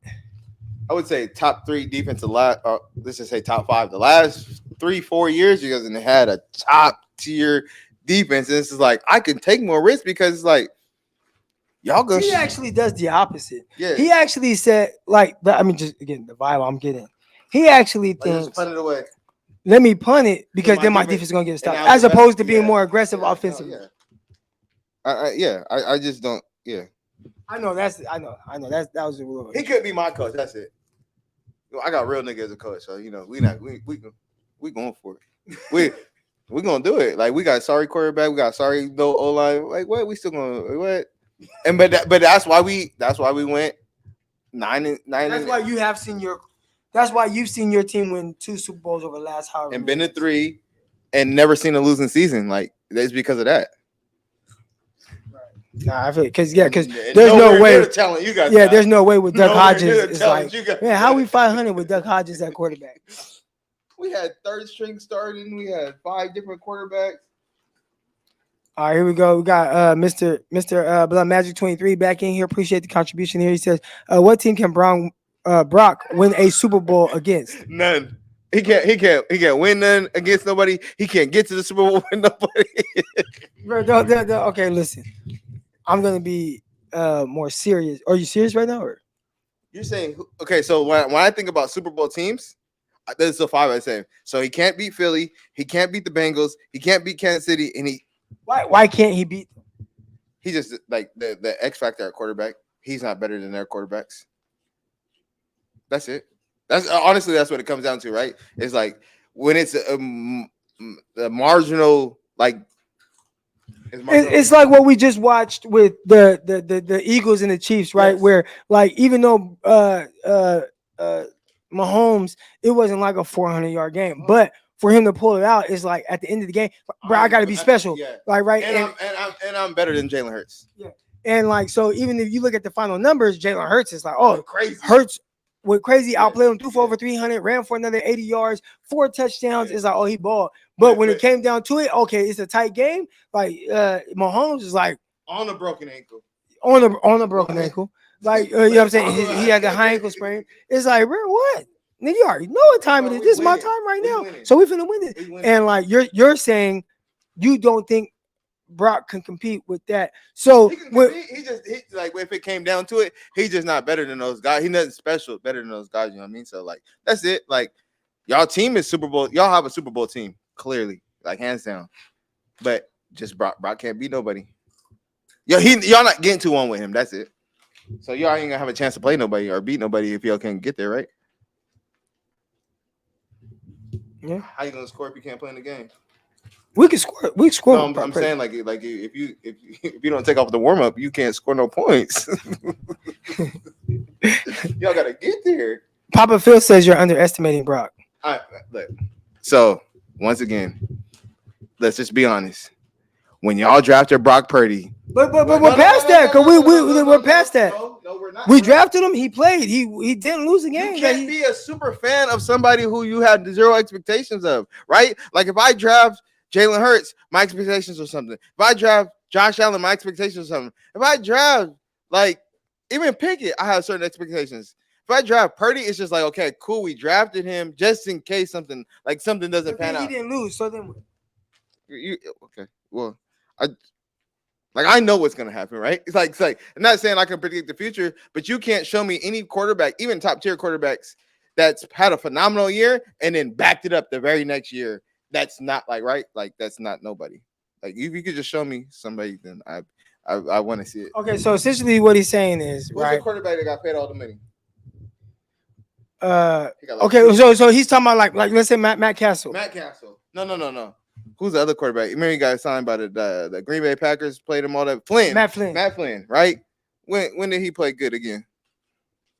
And he got all that money. When did Matt Castle play good again? When did Alex Smith play good? Like you could have like let's see Geno Smith have another good year this year. Like let's just see it. Like I want to see it. Like you let me know when it can happen. Like if it was something that was like a thing, like then I'd be more oblivious. But like I had Dak Prescott came in, took Tony Romo's job, then he came in, like came back down to earth. Cam Newton had MVP year, but he like played retarded, like the year, and then came back. It was like, ooh, do we want you? Like it's just hard to do. It's just hard to repeat. So like I said, the reason why the NFL is a game of inches. It is like now we get the game plan. We get to know your weaknesses and your strengths. So it's like now it's like, oh, you can't just come at us throwing Hail Marys up. You feel me? Like we ready for you. So now let's just see how. Like let's just see if you that. And I don't think. So I was on here and I kind of compared it to Case Keenum. Mm-hmm. And my thoughts on that, right? And I think the difference is we've seen nothing but good from Brock Purdy but Case Keenum, prior to him having a terrific year, we did see the bad. Like we saw, like, okay, this guy's not really starting. Then all of a sudden it's like, oh damn, how you go 11-3 and win the playoff game and all that? And then it's like, oh, then he goes to the Broncos and it's like, hey, you're our guy. Then it's like, oh well, I'm not really a guy. So you go 6-10. So what you're saying is basically somebody with that type of like the way that he plays, right. He's more likely to kind of come back down to earth as opposed to who he is, right? Like, so we have 9 years of this, and you have 1 year of this. More than likely, you're going to be the 9 years of what your resume is. Like you are who you are. Like, not saying you can't get better. Not saying he can't become a better quarterback, a better thrower of the ball, a better just better overall player. Like, not saying that can't happen, but he is not going to be who he was last year. That's it. Okay, here we go. We got some more super chats here. How people still asking questions? How many people in here? We got it's right there. Get out of here. All right, says my guy Jesse says Crock, good meeting with you today. He says Allen Burrow. Shout out to my guy Jesse. Allen or Burrow? No, he's saying Allen is better than Burrow. Josh Allen's better than Joe Burrow. Like the Cincinnati Bengals quarterback? Yeah.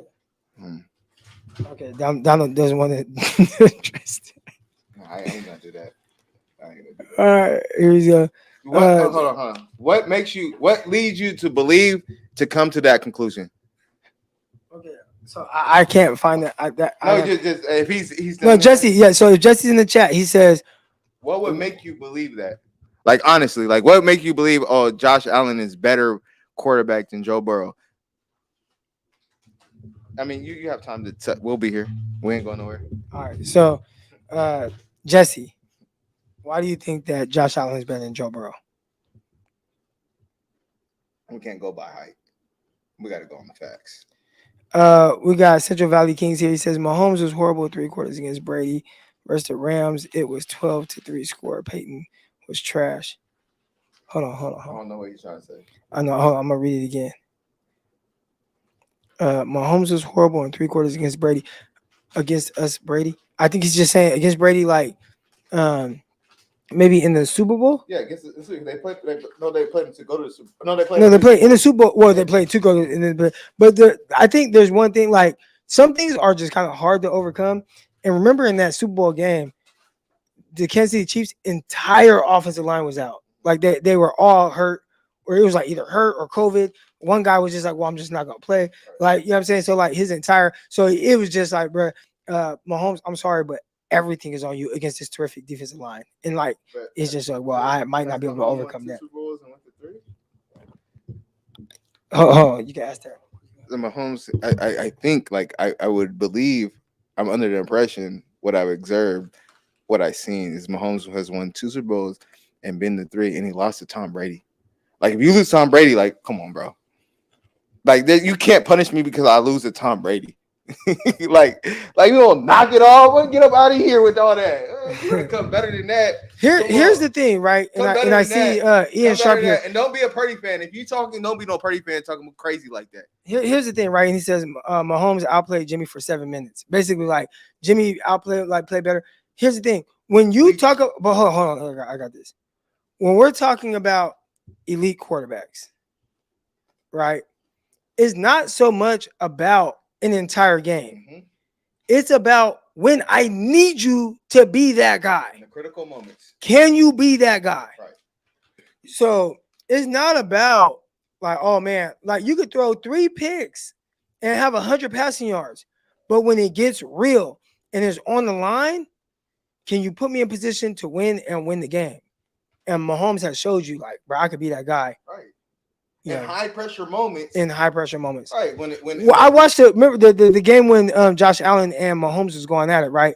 And they started going back and forth. And the coach was jumping on Josh Allen. Yeah, they thought it was over. Yeah, I remember watching that game, right? And at one point in the fourth quarter, late in the fourth quarter too, it was like 23-23 or 24-24. Like it was tight. And I just remember thinking, like, man, 49ers got Jimmy G. And like, bro, we score this. Like, what's the difference? Like, you got these special quarterbacks. Y'all put up as much points as Jimmy G. Like, and I'm not saying Jimmy better than them, but it's just like, what I was thinking at that time was, is it overrated to like, oh, you think you got this elite quarterback, you got all that, but like, bro, we still hooping and we got Jimmy. And then niggas try, boom, touchdown, and then they threw like, now I'm like, oh, okay, that's the difference, right? So it's not even so much about like the actual like Jimmy G, like no, it's not about the like for the game. It's like when it gets real, and we need that like that legit, like, okay, you got to be the guy right now. Mahomes turns into the guy. So when Jimmy G played him, when Jimmy G played him, just broke it down in the Super Bowl. Jalen Hurts played. The numbers is better. Everything's better. But why? Well, why did the Kansas City Chiefs win? Because Mahomes, when he needed to make the plays to win the game, he made the plays to win the game, and that was the difference. It's like Jalen Hurts probably had the greatest game of his whole career in that game in the Super Bowl. It wasn't good enough though, because he was going against Mahomes. Mahomes, greatest quarterback ever to play football.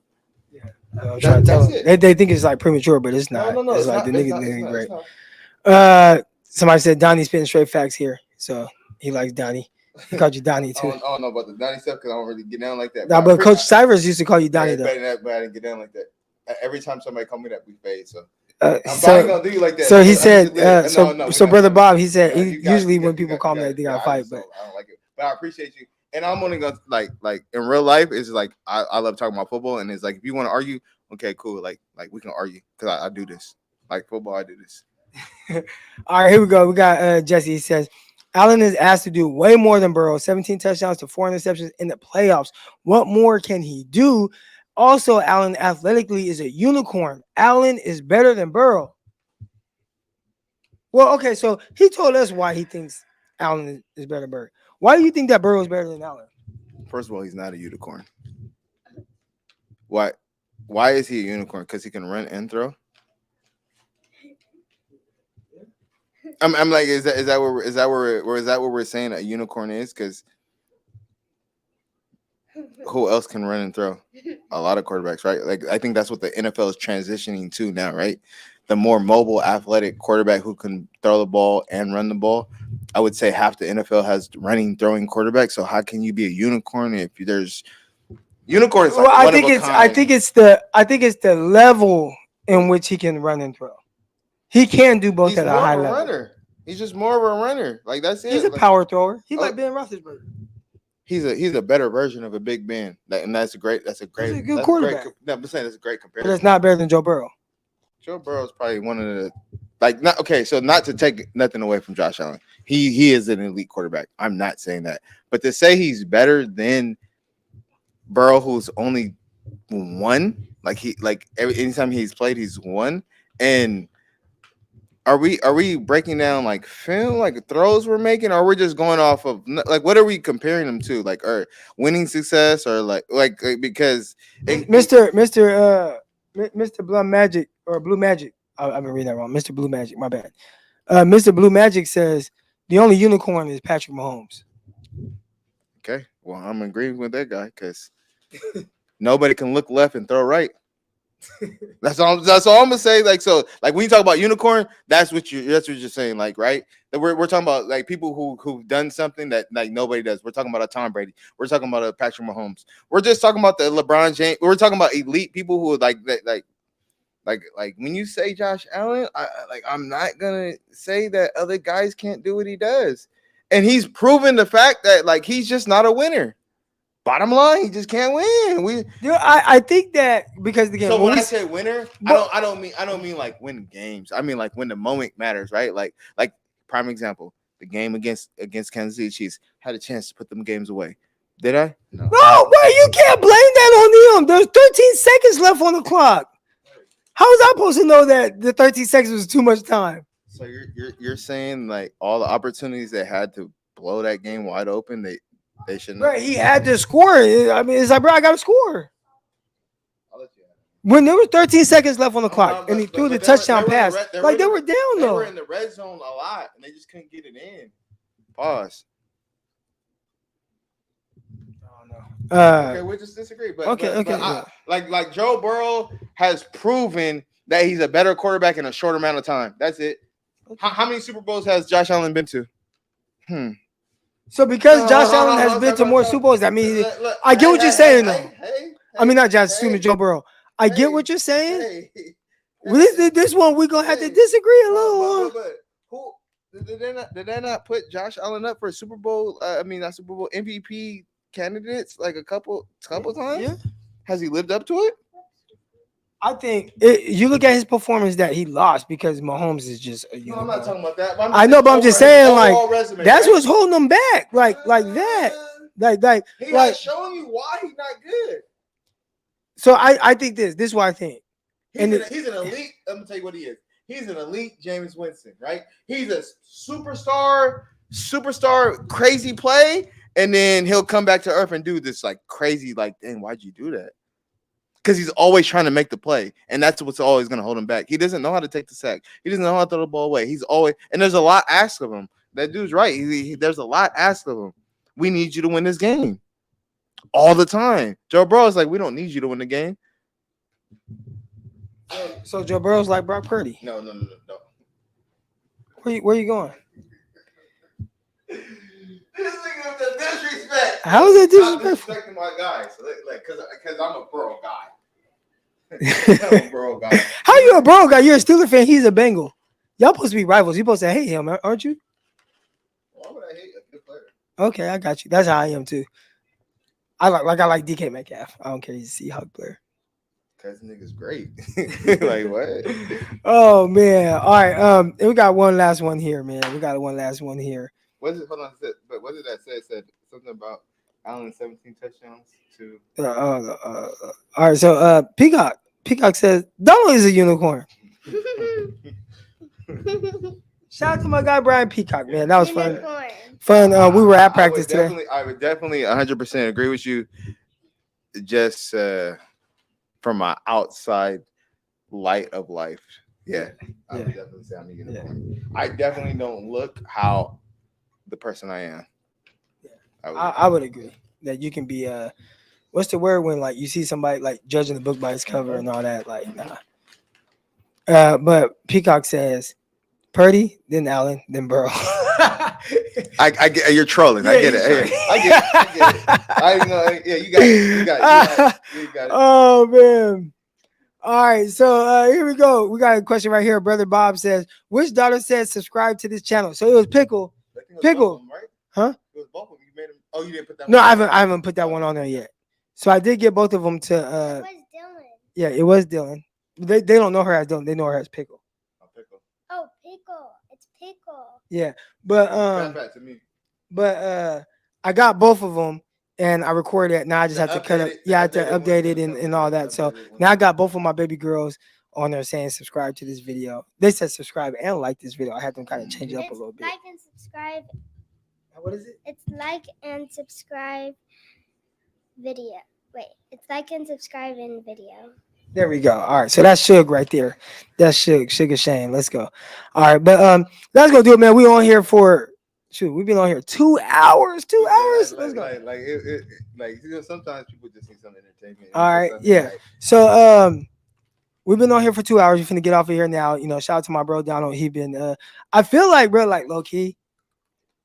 I gotta get another. I actually have another mic. I should have set it up. I ain't know like I was gonna really have you on here. Like he'll drag me along every now and then, but this ain't like I can't. I'm not a pot. Like I can't do this. No, but they need this though because bro, like look.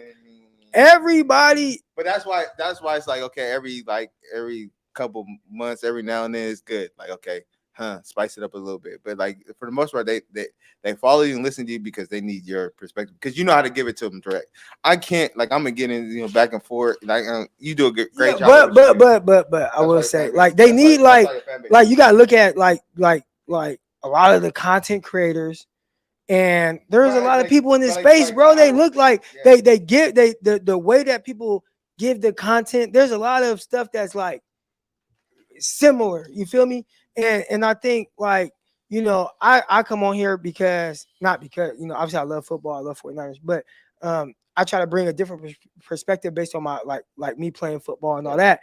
But you got that too, and you bring more. But the thing that you bring. This is your lane. I know, but the thing that you brought here though, and somebody called you Don, but the thing that, but the thing that, we time out.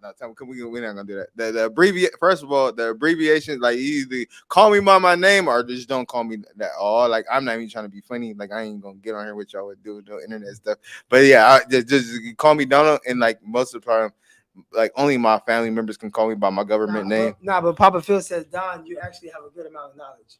No, but stop trying to incite stuff. Like we're not doing the abbreviation. We're not doing like my name is like you can call me by the government or you can just say like Eric's brother or something like because like yeah, I take that. But we're not doing like the abbreviation thing is just not. But Coach Stivers called you Don. He was the only person I like.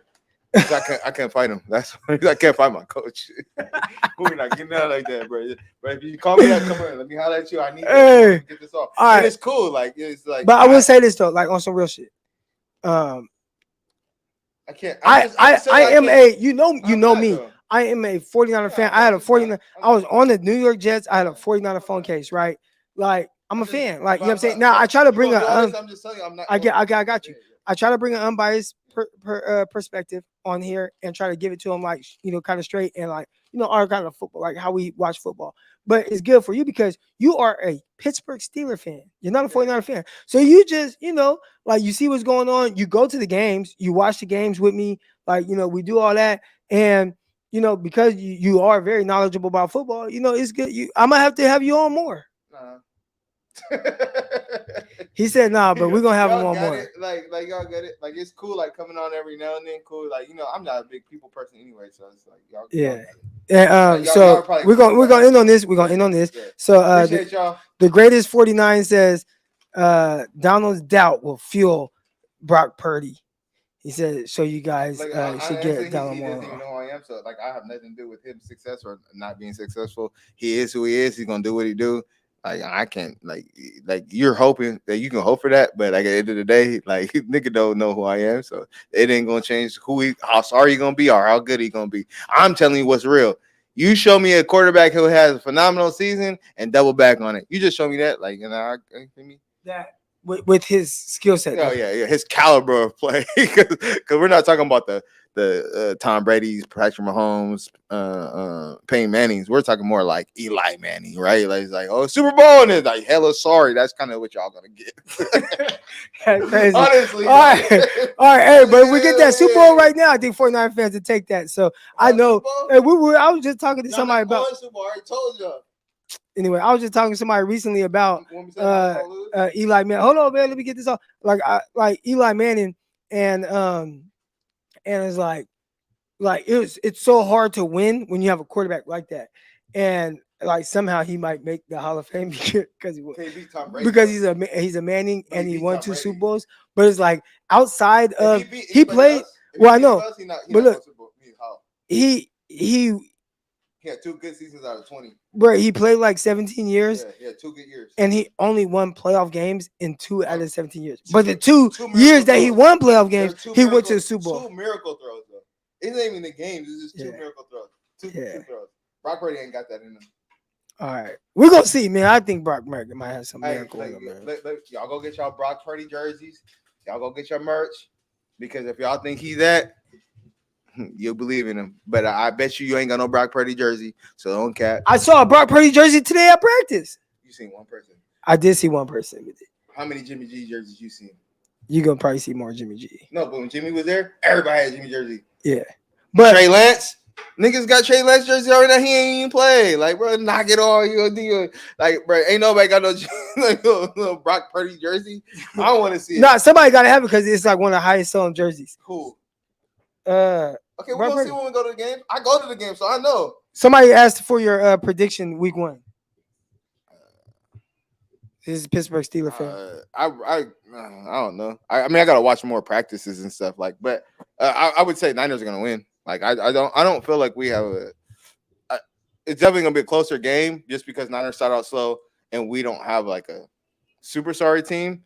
And I feel like y'all gonna run and we're gonna run, so it's not gonna be a lot of possessions. So I would say the reason why you guys can win because we're gonna turn the ball over more. So, yeah, you guys are just a lot better. You're a Super Bowl caliber team, and we're not a playoff team at all. So,